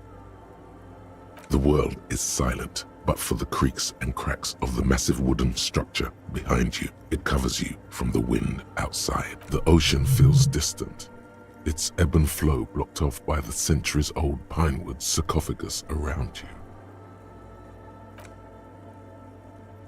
The woman looks down at you kneeling. She towers among her followers, architects, laymen, courtiers. There is a sad smile on her lips and a glint in her green-blue eye of what? Compassion? Remorse? She acknowledges the passing of someone who is still alive. You. As that soft word passes through your mind, the lieutenant draws an X-shaped cross from shoulder to shoulder. Your fingertips touch your chest 4 times. Then you rise from your knees into the apricot-colored light of the window. Above you, the woman still smiles her distant smile, sundered by the crack in the glass. The old woman in the village was right. This must be the DeLorean Church of Humanity in Martinez, or the small Pinewood Church in some records. It's a minor landmark, not easy to find. Most maps misplace it. It was built not long after Revachol's founding, 300 or so years ago, by first-generation settlers. On the coast of an uninhabited archipelago where only animals had roamed before, in the wild reeds. There used to be 7 stave churches on the coast. Les Sept Sœurs, they call them, the 7 sisters. Only one remains. The rest were burnt in the revolution or used for building materials. We should be respectful here, although the building appears to be deserted. I do not believe we'll find anything connected to the lynching here. Something else, perhaps? Respectful? Is the lieutenant a follower? A pang of guilt? The lieutenant is leaving something out. I have a theory, yes. There was a police raid a while back. I heard the place was shot to pieces. The old woman in the village was being tactful with us when she didn't mention it. She has more respect for the RCM than many around here. Well, your station was involved, I hear, although I can't be sure. How come the lieutenant isn't sure?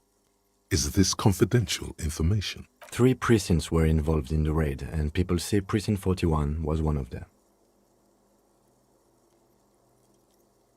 I am pretty sure it was a clandestine operation. I don't know anything more about it, why it was conducted, or who participated. I try not to pry into extra-district matters.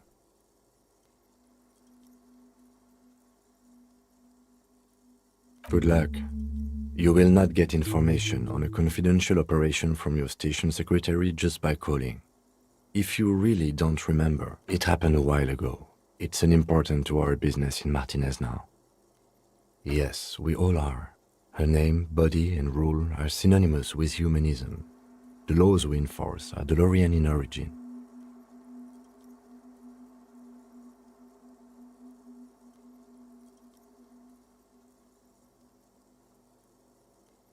woman looks by in silence, smiling enigmatically. It's not spiritual, it's constitutional.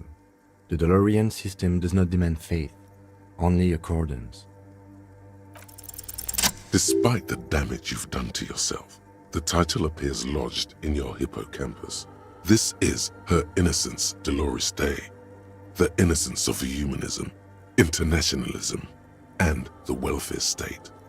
Perhaps the most famous human being ever to have lived. No amount of Commodore Red can wipe her sad smile from your brain thing. It has survived the deluge and haunts you still, and will haunt you forever as it haunts all men. The highest category of historic individual, an embodiment of the world spirit. More, an innocence is elected to office by the founding party, a precedent that has taken place a mere 6 times in the entirety of history. The legal system of the Real Belt is built to accommodate inauthentic rule should it coincide with our time. An innocence is infallible.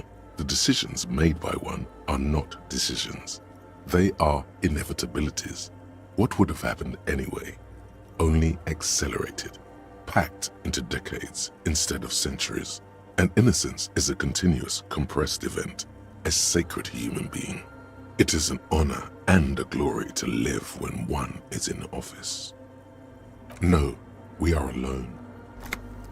300 years ago, in the wake of the discovery of this Isola, the Insulindian, by explorers from the continent of Muindi, she is, among other things, the innocence of inter-isolary travel and the connected world. Many things, you know she was a woman of the court, the wife of an influential Marchese, and eventually the principal advisor to Irene La Navigateur, Queen of Suresnes, modern-day Sir La Clé, also that she was gorgeous beyond beauty. Terribly, women of the court were expected to play both contract bridge and chess sufficiently well to prove an interesting challenge to a man. A simple grasp in matters of philosophy, theology, and science was encouraged. She was, by all means, a kept woman. She made the most of her position in the antediluvian court, a court visited by the most prominent thinkers and artists of the day. In secret, she was becoming the era's preeminent philosopher of the state, a scalpel, a piercing gaze. She was an almost preternaturally magnetic and intelligent individual. To her contemporaries, she appeared out of time, a messenger from the future of the species. We all fell in love with her, head over heels. Even before she was declared an innocence, her influence was tremendous. It was on her advice that Irene La Navigateur sponsored a number of voyages into the Pale, a costly, often tragic endeavor, ultimately vindicated by the discovery of the new world, the piece of reality you're standing on. She was crowned 2 years after the first expedition returned, setting in motion what is widely considered the greatest era in history, the DeLorean era. Wow, indeed. When her innocence was declared and the queen she had advised for years fell on her knees before her, she was so overcome with emotion that her lungs started glowing in her chest. Bystanders reported golden filaments lighting the already sunlit chamber around her, clearly visible beneath her dress. That is why the lungs are the symbol of love for the cultures of the Real Belt. As did we all, the lands of the Mesk and the Occident, and even faraway Supra-Muindi, altogether 21 of the 40 mundial nations of the time, immediately accepted inauthentic rule. Even before her crowning, in a city called Advesperaskit in Vespa Messina, her homeland, the name of the city means evening comes, but it happened on a winter's morning with the canals frozen and slush falling out of the sky. She was dressed in a white and pearl dress on an emptied-out plaza with the crowd far away. Already, her Theriers, the secret servicemen of the Innocents, were worried about an assassination attempt. Oh yes, she looked like humanity's young mother, a perfect mother, insultingly beautiful. It was as if her face and shoulders and hands were covered in a soft down of underfeathers. You know this well. Midwinter snow was beating the cobblestones around her. A small attaché of officials stood by as her Theriers placed a white gold wreath on her head. The crowning was mostly witnessed by Secret Servicemen. One of the men in this Secret Service killed her 22 years later, a young man who had come to suspect that Dolores Day was not entirely human, but something else. Something that had walked in our midst, watching us stumble for hundreds, if not thousands of years, until it decided to interfere in the course of our history. We were supposed to come up with this ourselves. The man was reported to have screamed at the innocents. Dolores Day was shot in the chest with a fowling piece 8 times. The man, thought to be insane, said he once touched her and her body had been unnaturally warm, like a furnace, and that sometimes, while on duty, he observed her forgetting to breathe for over 10 minutes. This inhuman quality was witnessed by many others as well, glowing lungs and all. It is commonly attributed to mass hysteria and religious psychology. Terrifying is a term too emotionally charged for your semantic memory, or what remains of it. But although she is often considered to be the greatest human being to ever live, there was something ominous about Dolores Day, constantly surrounded by her Theriers. She was the most socially secluded and least self-aware of all the innocences. Some modern thinkers would consider her a war criminal for the campaigns she waged against the Mesk state. And then there were the resettlement programs. The Mesk state tried to detach itself from Innocentic rule. Parts of the world were experiencing whiplash from accelerating into secularism. Her mandatory education programs and mass resettlement of upstream Marguerite were problematic as well.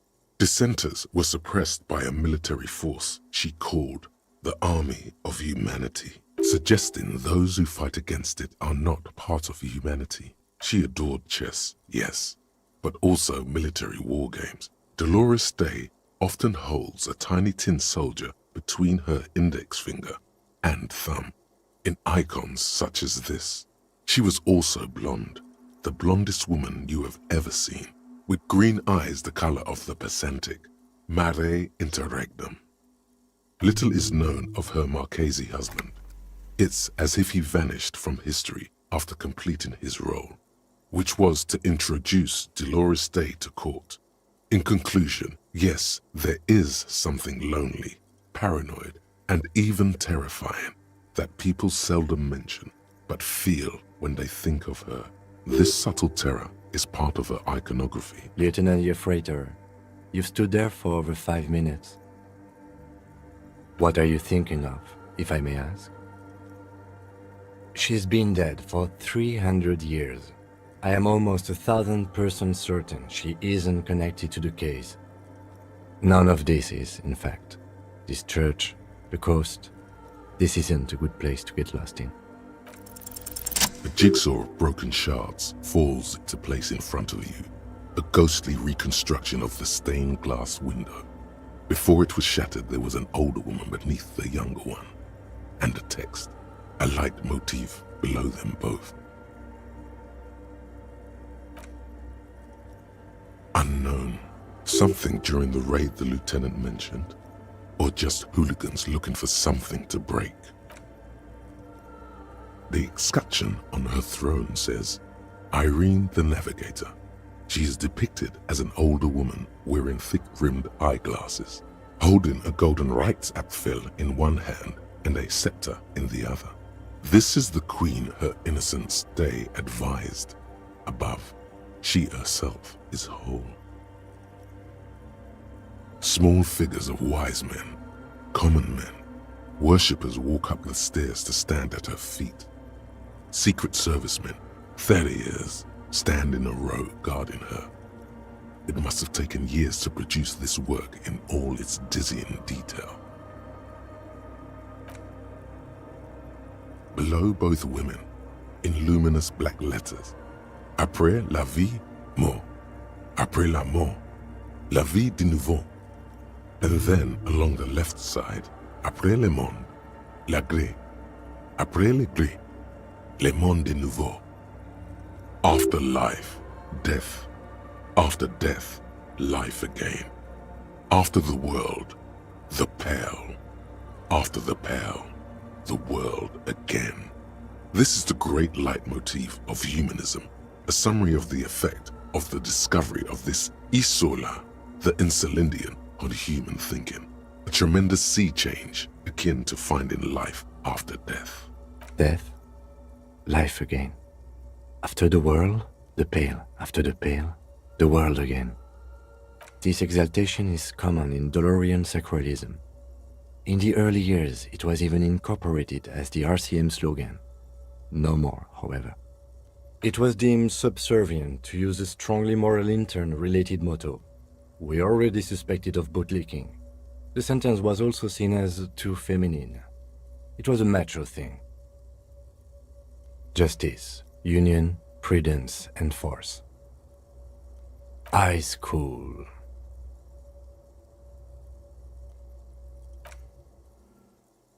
The mother of humanism towers above you.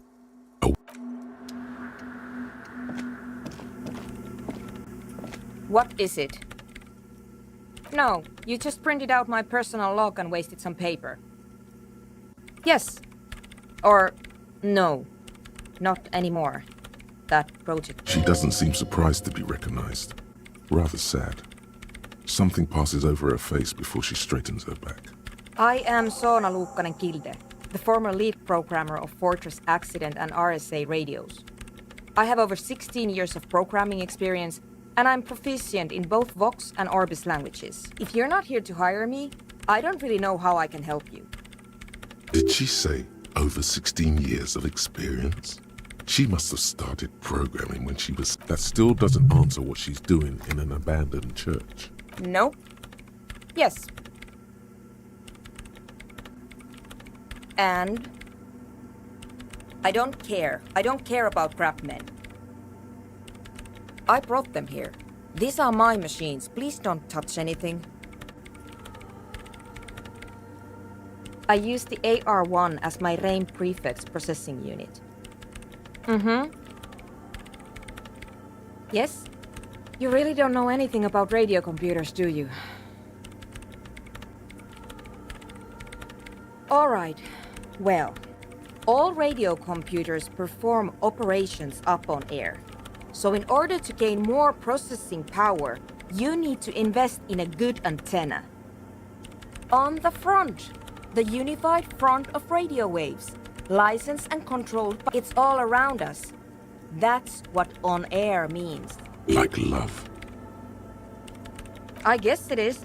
So far I've been quite satisfied with it. Martinez is an unstable region with bad coverage and the operation has... But it's not the cheapest one on the market. So I wouldn't recommend it for your regular red tape operations. Fraser 1000 is a foolproof line for civilians. Anyway, you should do some research before you decide to buy anything. Ask around, compare the prices. There are many milieus dedicated to that sort of thing. She liked telling me this. It calmed her nerves. I'm working. The machine seems almost alien with its pulsing core, the light casting her face in a strange shadow. Could you just shh for a moment? Or get to the point? So you do know something about computers. You're right. Prefect is used mostly by the government peeps. No, I don't.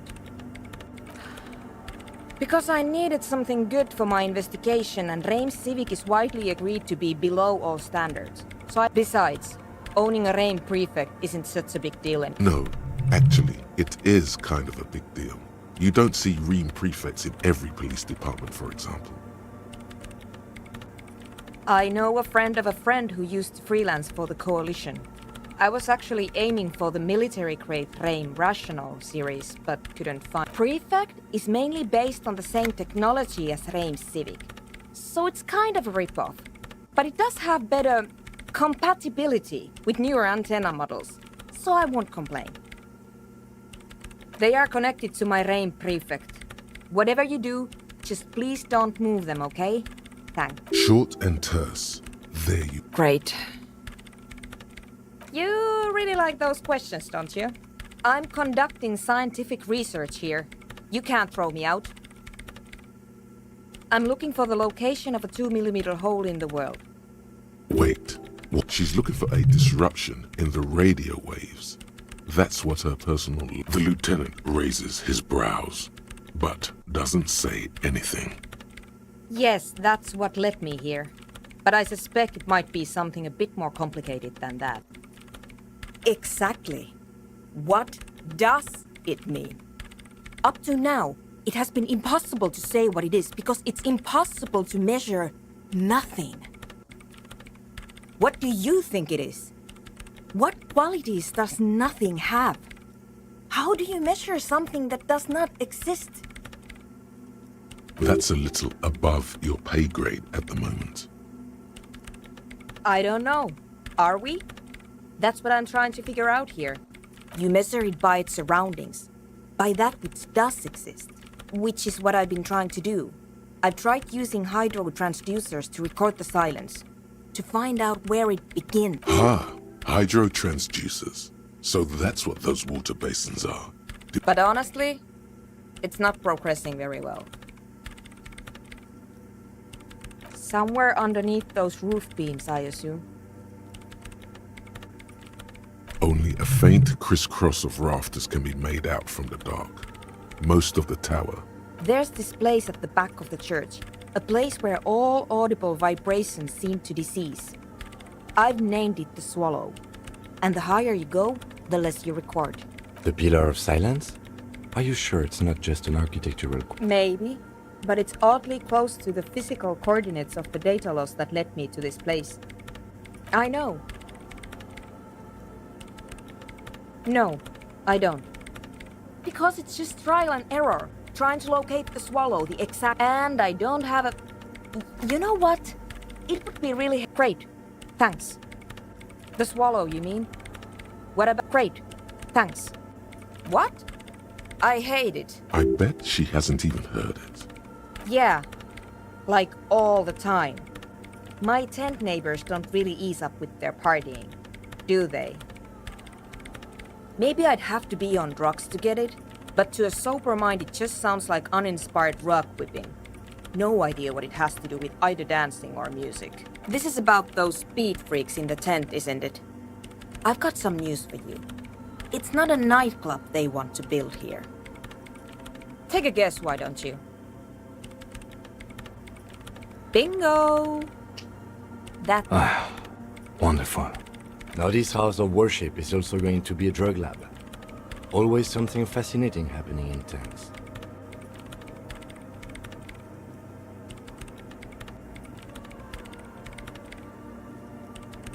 So that's settled. Great.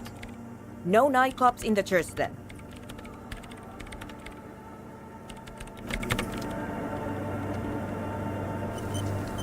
Yes, what is it? The Swallow, you mean? What about it?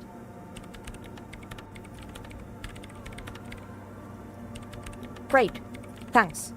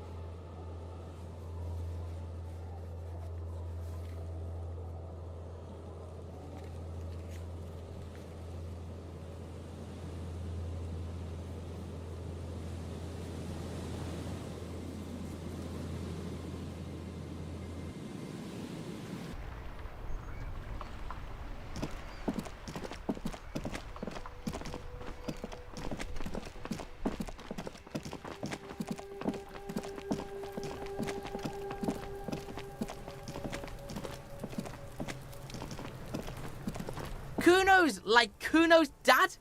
Kuno doesn't give a fuck about Kuno.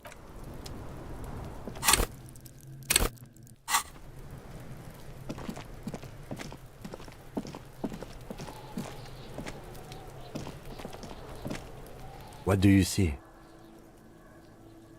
What do I then? But I'm guessing that yes, I could still be wrong. But I'm probably yes, well, I could still be wrong. 200. He might be right. 200. There is real, palpable. And I was thinking it wasn't the giant of Korkonur. The fat guy from the mess hall isn't. I do. But why? Yes, they could have used the makeshift. You have a point there. Anyway, 200. He might be right. 200 kilograms of living weight is... Probably yes. This would also fit with the victim being dead from a... Is there anything else that's noteworthy here? Interesting. Someone... He regrets it the moment he says it. A drummer only... Perhaps it could be a driver. We should keep our eyes open around the traffic. Interesting. Someone up... He regrets it. I don't know why. Perhaps it could be a driver. We should keep our eyes open. You're right. Let's keep a week, maybe? It is not. As I said... Correct again. What do then? Between bodies tracks? Yes. 200... He might be right. I do. But why? There are 8... I'm guessing that's the... Maybe you're right and it's someone else.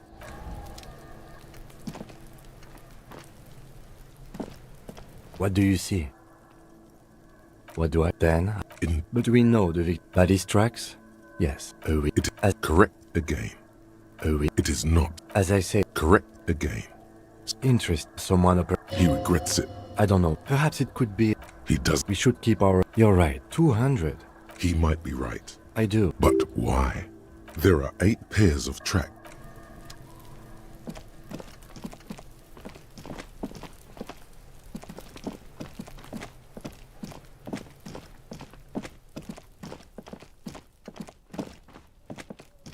The tracks are as they have ever been. A bit more. Well, no wonder. Well, you did.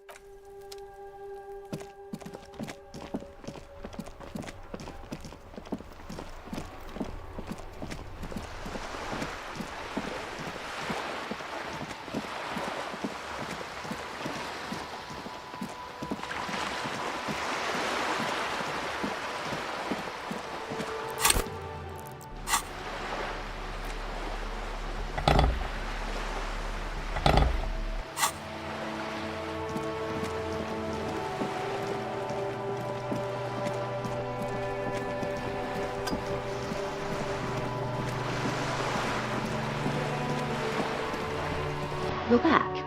Good. What can I help you with? On the contrary, officer. There are yet camioneers you have not talked to. And don't look so surprised. They must have someone in an overlooked position, near the gates. I suggest you go back and canvass for more suspects. I love you did.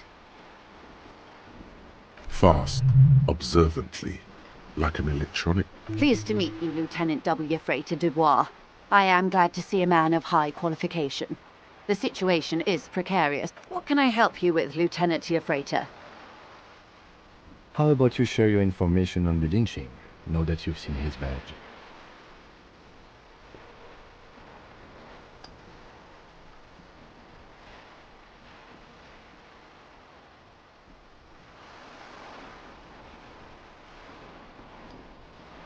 The goalposts have moved, Lieutenant. In the absence of the badge, I have informed my employer there will be a probe.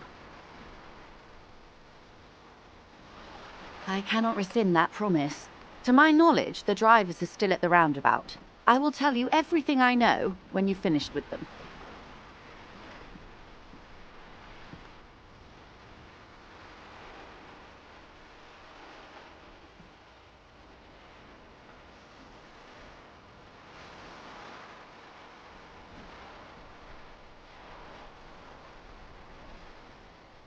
I am glad to hear that, because let me tell you, we are in dire waters. The sooner the probe is finished, the sooner I can share crucial. Now, is there anything I can do for you in the meanwhile? Tea, perhaps? this reality. Yes, reality is your side case, an experimental side case. How truly curious. A sort of philosopher detective. Are they now?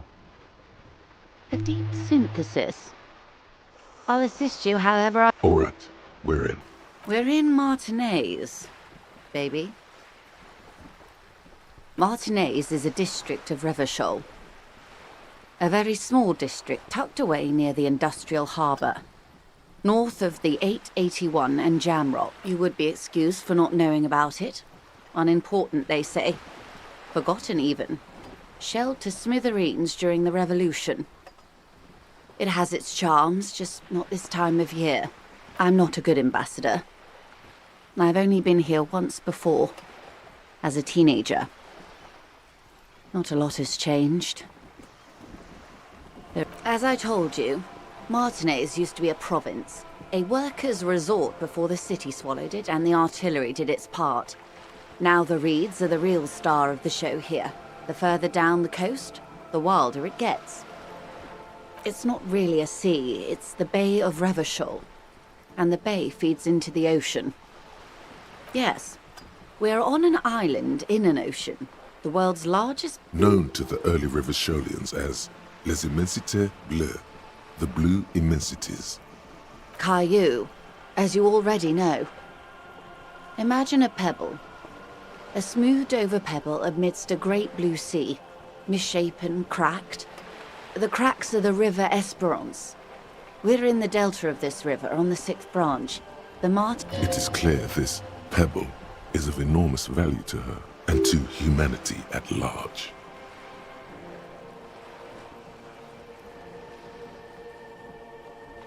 Revachol? Revachol is what you call a city, the great kind. History detective.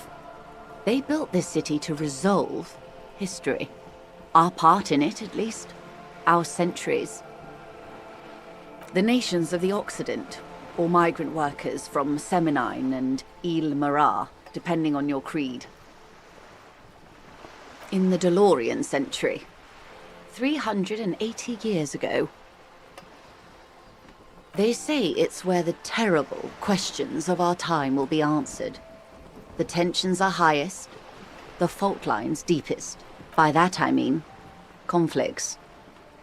We are standing on a fertile, self-sufficient island able to sustain up to 200 million people in the middle of the Insulindic Ocean, the world's connective tissue.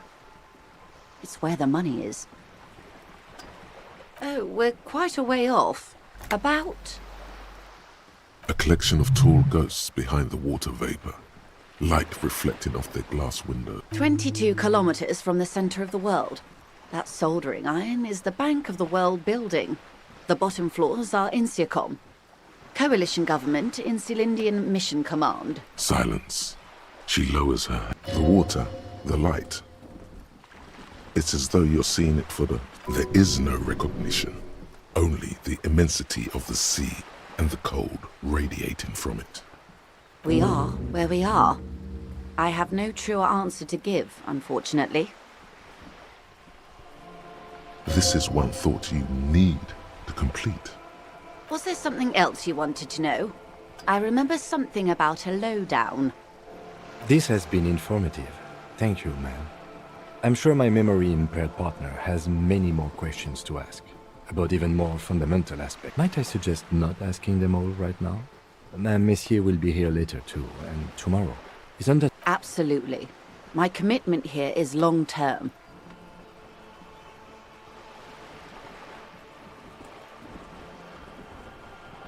It's better not to eat all your candy at once. Indeed. I'm always at your service.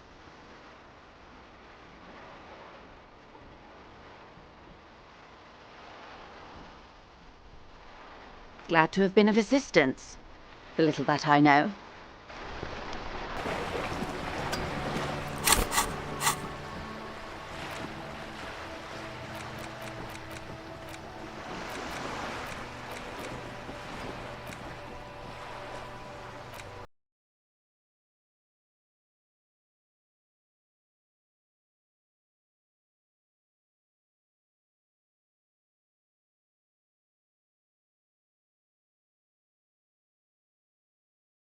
Attention, officers.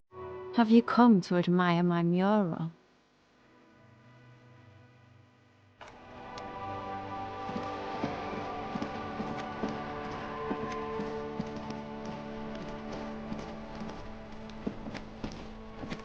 Trying to sneak up.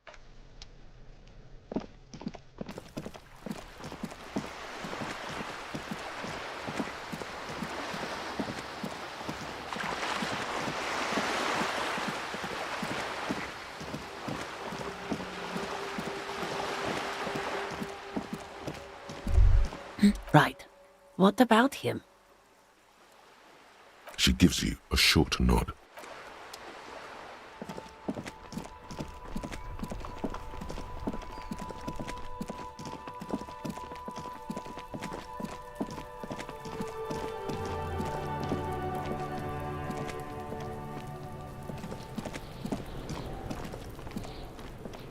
The trash containers, the smell of rotten food rises to greet you. You see soggy cartons, dirty rags, and organic waste.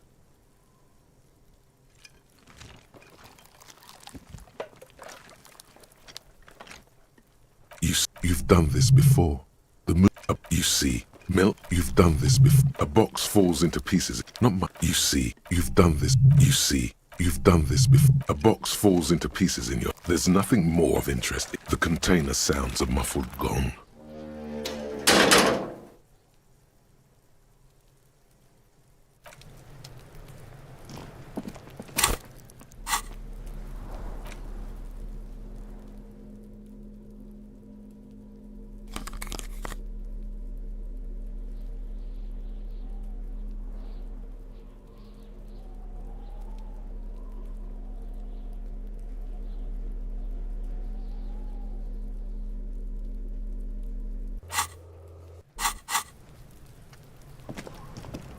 Kuno's like Kuno's dad? Kuno doesn't give a fuck about anything. Kuno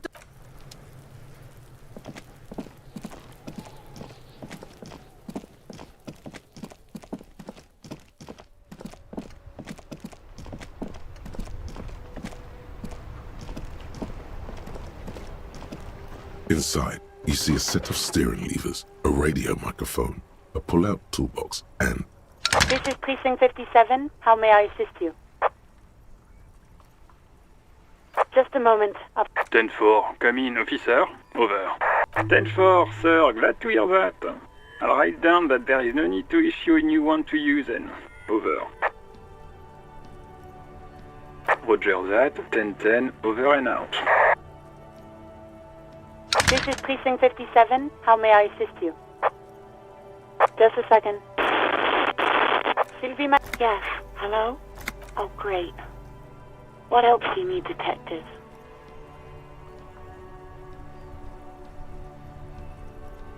No? Not me. Yeah, go on.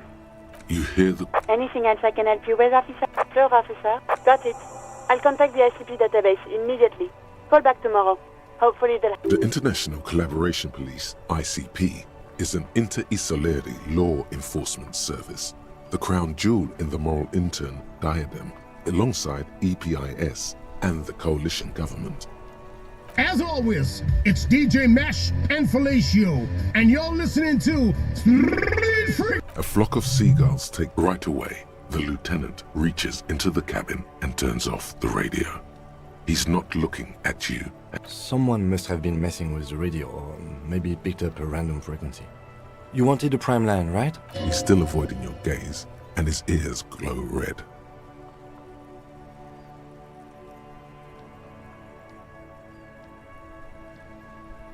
This is Precinct 57. How may I assist you?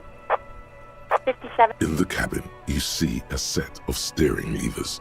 A metallic pull-out toolbox slides back. The white switch. Your fingers waste no time closing around. The hand in the cabin, you see a set as you... No, that's enough.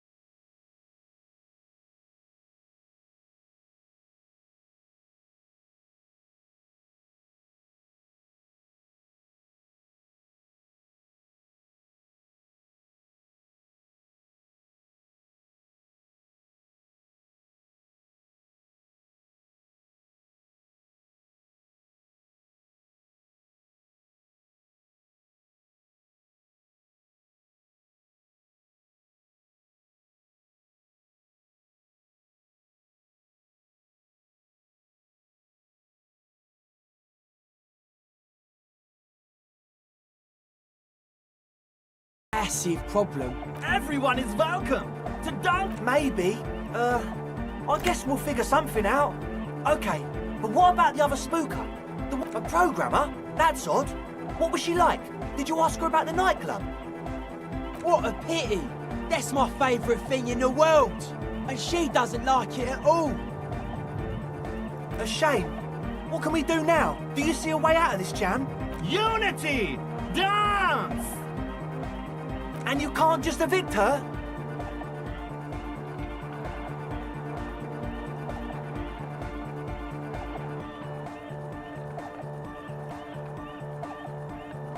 Look at you. No, Noid.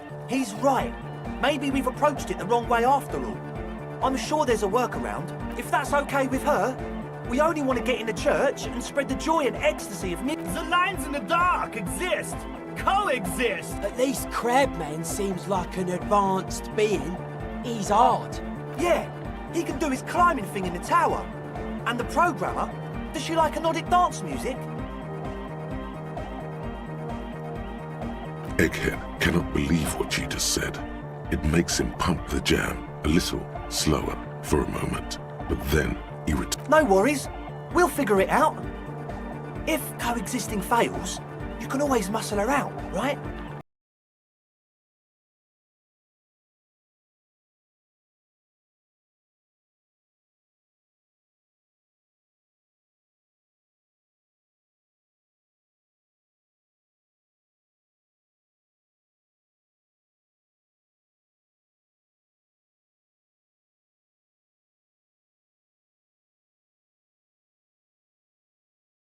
Was my favourite part.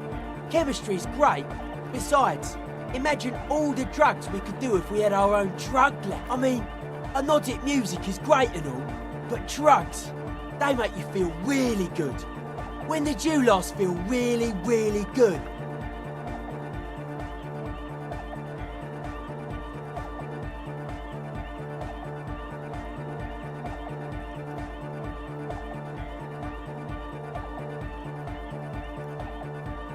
Pull out that stick, lawman. You'd absolutely love drugs. Excellent. Good luck, my friend. He's a quiet man, mostly communicates through music, and by being a master of ceremonies. You know, a host, a declaimer of slogans. He's a performer. Interesting, sire. A bit like you, then. An MC for short. Well, he's just kind of here. I don't really know how to communicate with him. Yeah, sometimes, when I stumble and find my way into his centre, you have to hear a lot of hardcore to the mega first though. The man smiles mysteriously, choosing to let the beat speak for itself.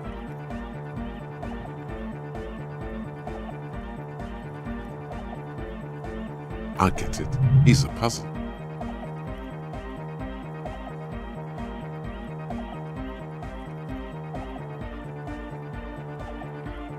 Goodbye. Hi again. So, how are things going? Goodbye, officer.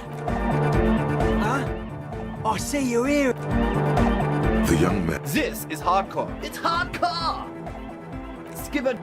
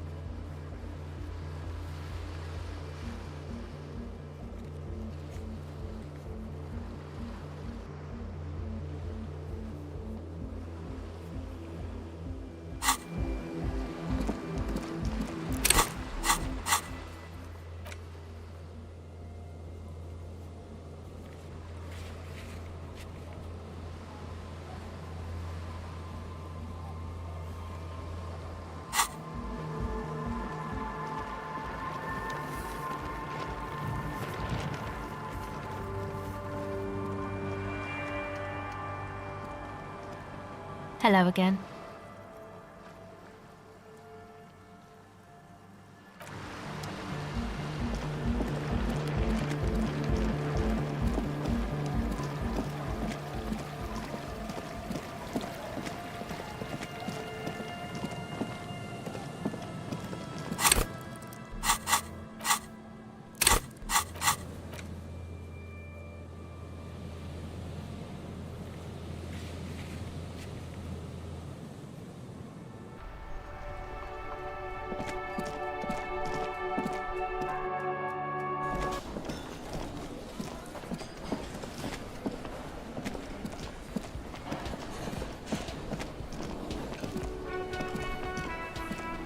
Oh, hello, dear.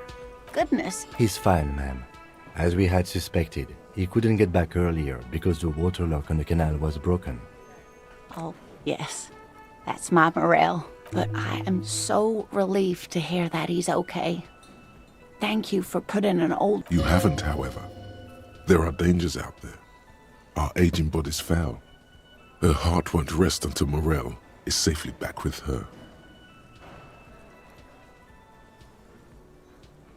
Oh, you don't want to hear about some old woman's rambling. Reflexively, the lieutenant read his familiar. Well, it was summer.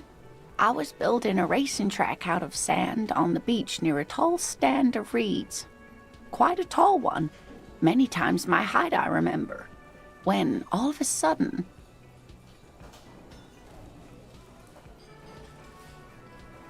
I'm getting ahead of myself. I was 5.5 in Betancourt in the suburbs. My grandmother had a summer home there. She'd just started forming memories. Real memories. Not the billowy haze of Betancourt got bombed in the war. It used to be quite near, circa 20 kilometers. The strangest moment of my life. I looked up and one of the reeds moved. Not like a plant, but like a living thing. It stood up and looked at me. Its body unfolded like some antique toy. I didn't know this can happen, so I reached my arm and touched the thing. It felt just like a stalk of reed, but it moved, swaying, towering above me. After a while, I tried, but I was only a child. There was mud and high water. I couldn't see it anymore. I was just standing there knee-deep in mud, looking around me. I ran back home to my grandmother and asked her if reeds could walk, and told her they were looking at me. Of course, she just laughed at me, but I knew for years it was a story I told at parties when I wanted to impress boys. That sort of thing. Of course, most people just took it as a strange, amusing anecdote. So did I, honestly. But we were on our first date when I told him my story. You should have seen his face. He said my descriptions matched the phasmid down to a T. Its white marble limbs, the way it moved. Our first, yes. The sigh is tender. The sigh is tender, yes, but tempered by something else. A thought she can't express. Interesting. Not all of them, as far as I remember. Some of them, on the inside like stalks of marble, if that makes sense. It's hard to say how big things are when you're quite small yourself. To me, it seemed to be taller than I was then, but that's probably not the case. What if it is the case?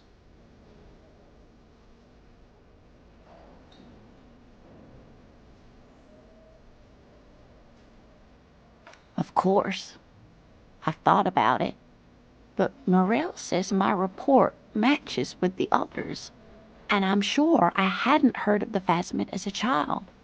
Nor had my mother or my grandmother. So how did I know what to imagine? It was only when I started telling my story as a teenager that boys would tell me, "Lena, you trying to tell us you saw the Insulindian phasmid out there in those reeds? Get out of here." They just give me a cider and ruffle my hair and tell me to stop dreaming, but I saw it. I thought it was a wonderful story, man. You're welcome, sweetie. I do appreciate the chance to relive it whenever I get one. It was just such an impossible. And she could get up and walk right into the reeds on her own, into the mud, anywhere.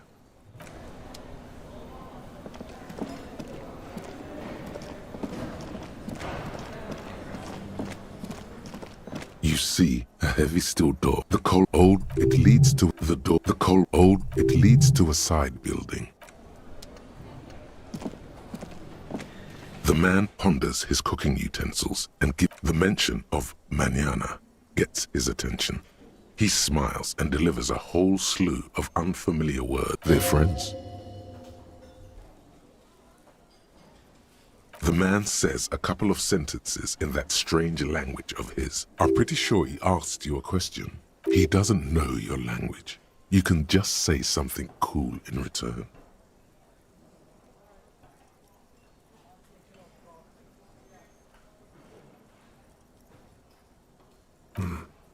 Boss need more vodka? Okay, so it's vodka that keeps the men happy and in good spirits. Clever move by the Union. Of course, vodka. Now that makes a very, very special borscht indeed. Turn it up and then ask for some yourself. Turning it up seems like a dangerous idea, honestly. The place is a powder keg.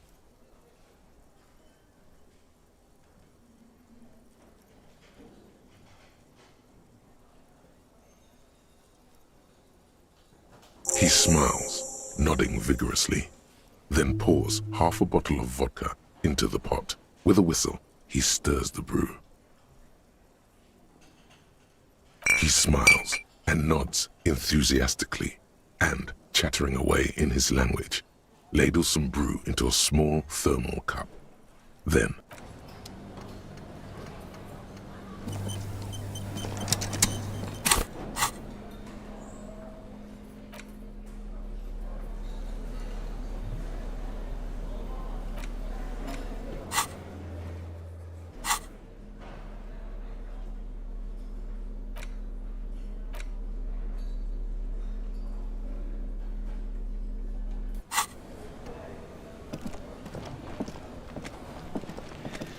Can I help you? What is this thing?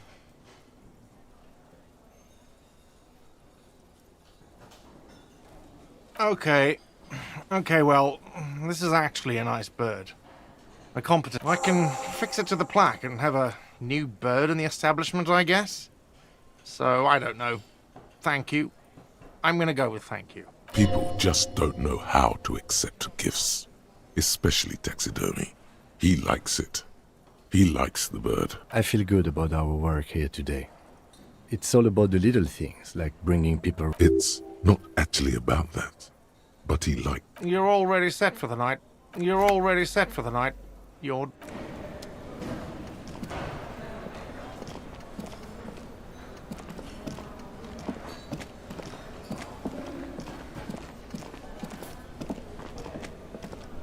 Yes? What is it? Of course I'm with him. Why do you ask? Well, he's not. He's a sack of shit barely kept together by crazy glue. But I... Please, let's not turn this into another exchange, okay? It means I'm a patrol officer, sir. What was with that, sir? Well, I guess... Cut the shit. Every second you stand here running your mouth, the case grows colder. Again? I can't believe this shit. You know what it is. It's like the two... Oh, I definitely know you from... Another life. Yes, from another life. A different life. Maybe the life of a police officer belonging to the ranks of the... To what station do you think you would belong in this alternate and totally fictional reality? Okay. That's plausible. That's entirely plausible. Now we're really getting somewhere. Somewhere good. Okay. Let's be crazy. Let's say you and I are partners. How's that for a thought experiment?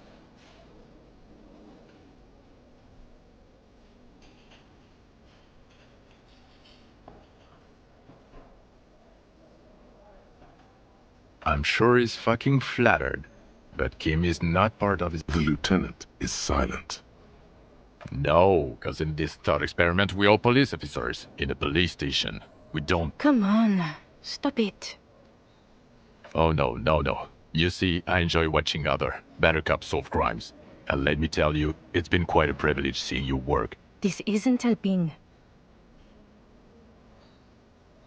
You're not going to believe this, but... police officers. Yes, sir. Solving crimes, locking up bad guys, and get this, and not getting that drink on at 2 o'clock. Just some regular boring motherfuckers in suits and uniforms. Nothing spectacularly extravagant like you, the far-out son of Lang. Oh, it's you eccentric genius. I mean, with your unorthodox approach to police work, it has to be you.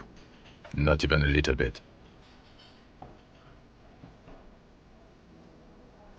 It's an urban myth about an officer who is so far undercover he can't remember who he is. As I said, just an urban myth. He's trying to protect you from further rough handling, dished out by this sunglass. Okay, yes, you get the joke. Leave it at that. Neither can I, partner. Neither can I. It's a mere second, but it feels like you saw something. A gram of compassion in that sand.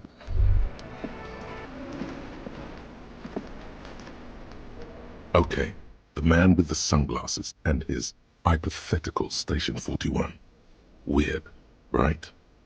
There's something missing here. Something you can't put our finger on. You know what? Just ask him. I know it sounds crazy, and you'll probably get laughed at. But still.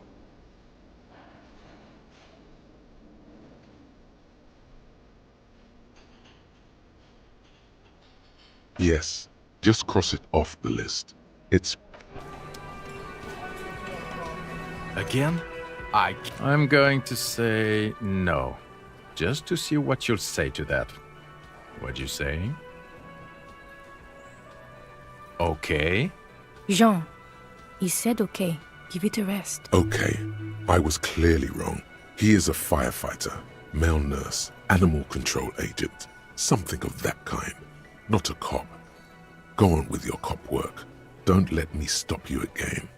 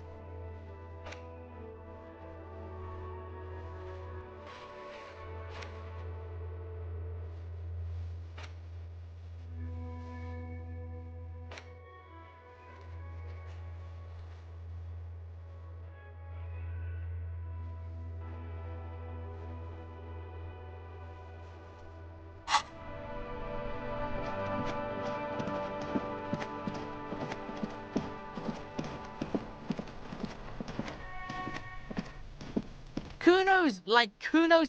Kuno.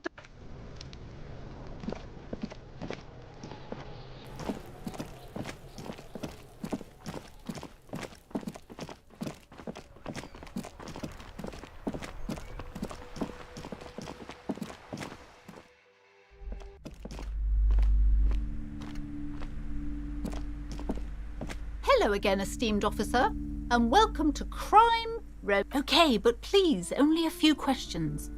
Yes, the Simonees are very crafty, and their wards are extremely powerful.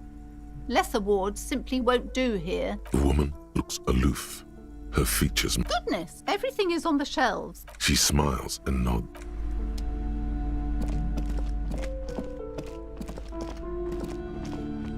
A sulfur-crested cockatoo sits on the cover, its beak slightly open.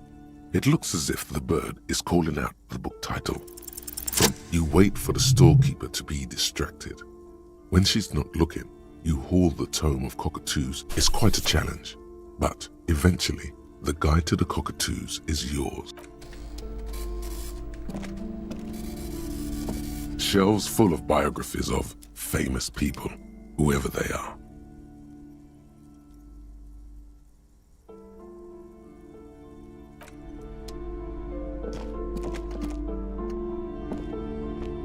Shelves filled to the brim with crime novels featuring the supposedly stalwart Vespertine detective, Dick Mullen. Crime fiction. These books, what's not as you see, a killing is declared. Dick Mullen in the murder house. The final case. Shelves filled to the brim with Oh, you're a police officer, apparently. crime. These, what's not a single, you see, a killing is, oh no, yes, tragedy. After all this, you still haven't found the answer.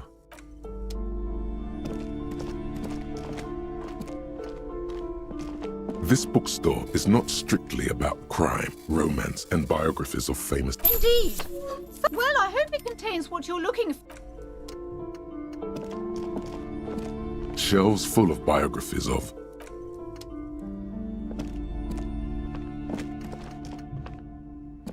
Several maps. The maps look old and faded. Your eye catches a map of insulin. This large ozone disintegrated in the northeast. A dust mites you can't lost 800. The ocean connection you have. Perhaps they are gods, gods of. I'm sorry, they're quite valuable, though they might not look it. Yes, yes. Are you interested or not? I'm sorry, they're quite valuable, though they might not look it. The map of that old from whence... The place does not. They didn't get that far. The north to the east. Kura.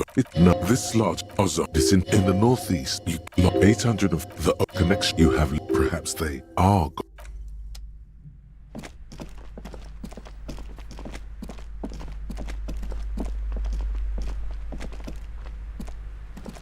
Hi, Ace Detective. Are you here for more books?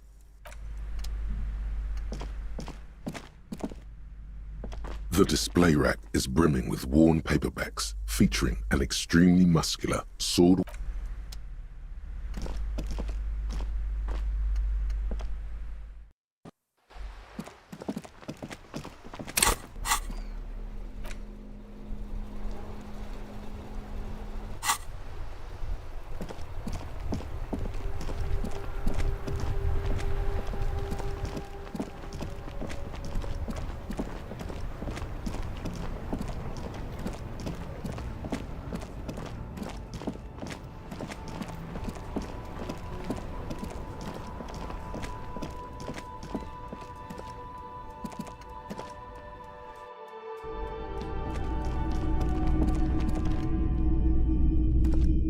Hello. Let me know if I can help you with anything. Sure, let me have a look.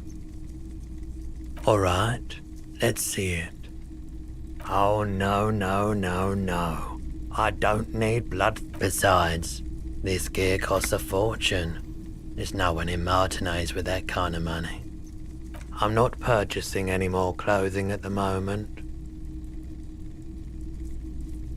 Oh, a photo. You have absolutely no idea what aphotic baths are. Anything else you're thinking of selling?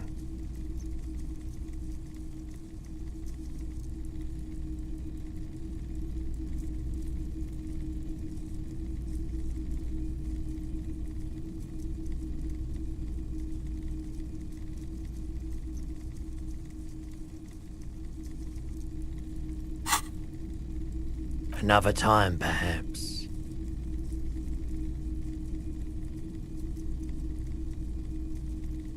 I doubt it. I do. He doesn't know anything. The point. Sure. Let me have a look. Another time, perhaps.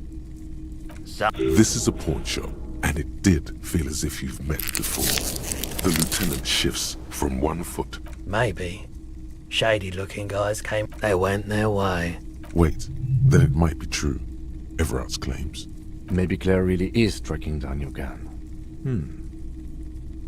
People as oleaginous as Everard seem like they're lying, even when they're really being true. Sure, man.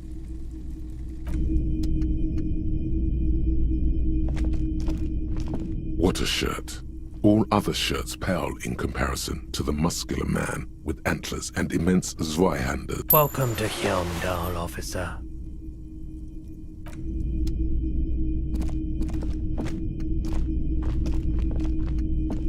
The boomboxes on the shelf look well. One especially catches your eye. Deep gold and amber plastic with a big old handle on top. A classic boombox that says Stereo 8 approved. Just make sure it works before you buy it.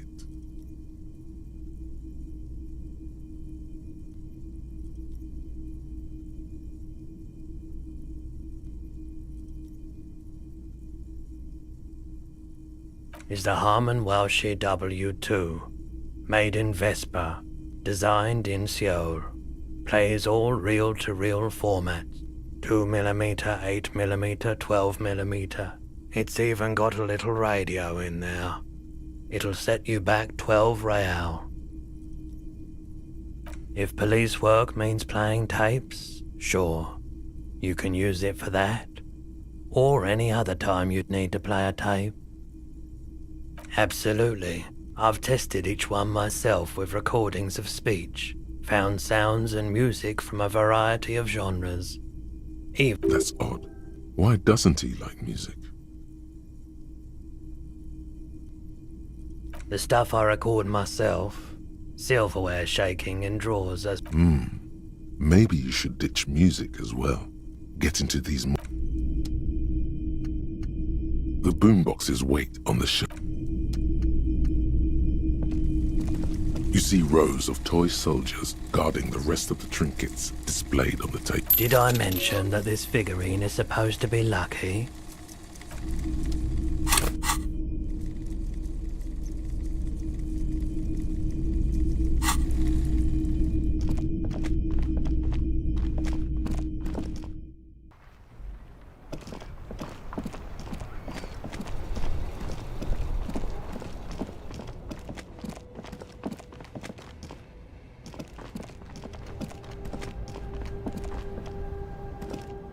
Everything's still cool here, officer. Me? This man probably comes from Seaguy.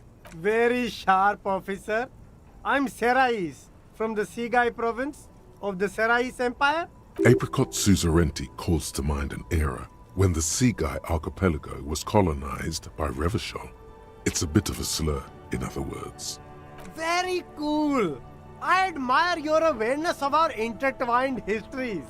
It's super nice of you to apologize for colonialism, but the apricot suzerainty is a shithole. That's why I left. If you say so, officer.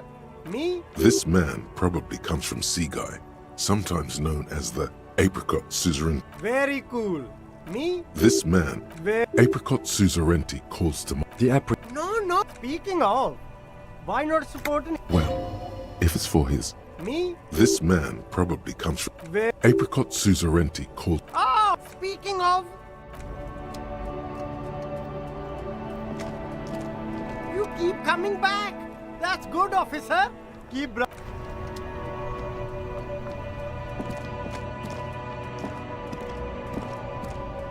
shine on these sunglasses lasts a lifetime, officer. 100% guaranteed.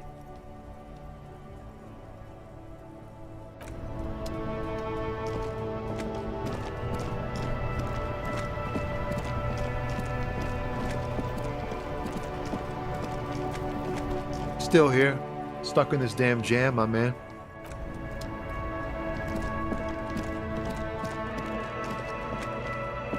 Yes?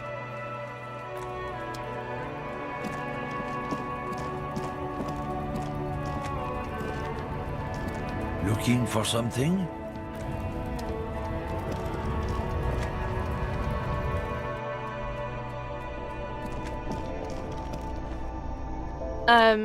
Is this about...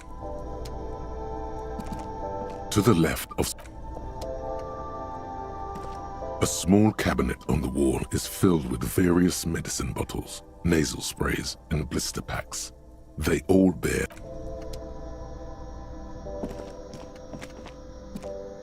the tear machine stand. No. You need... No.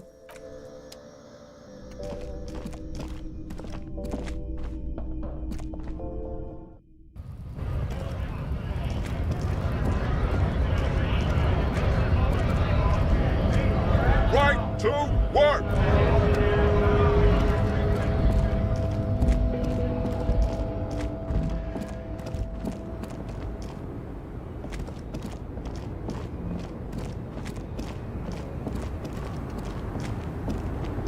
The woman is still hunched. Huh?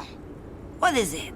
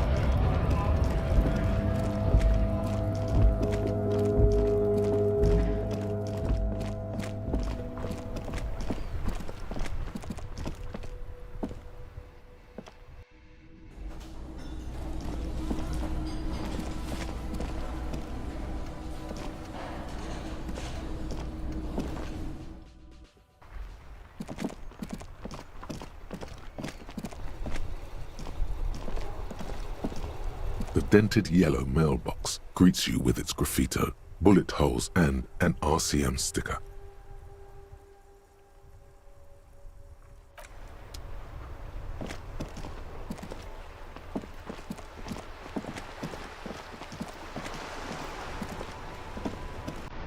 It is such a pleasure to see you. Officer,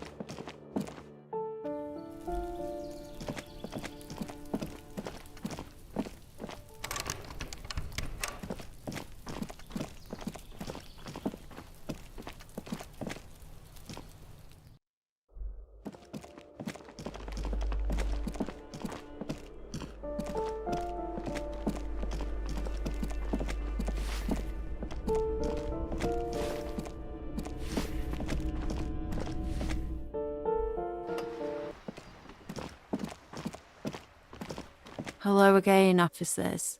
Have you come?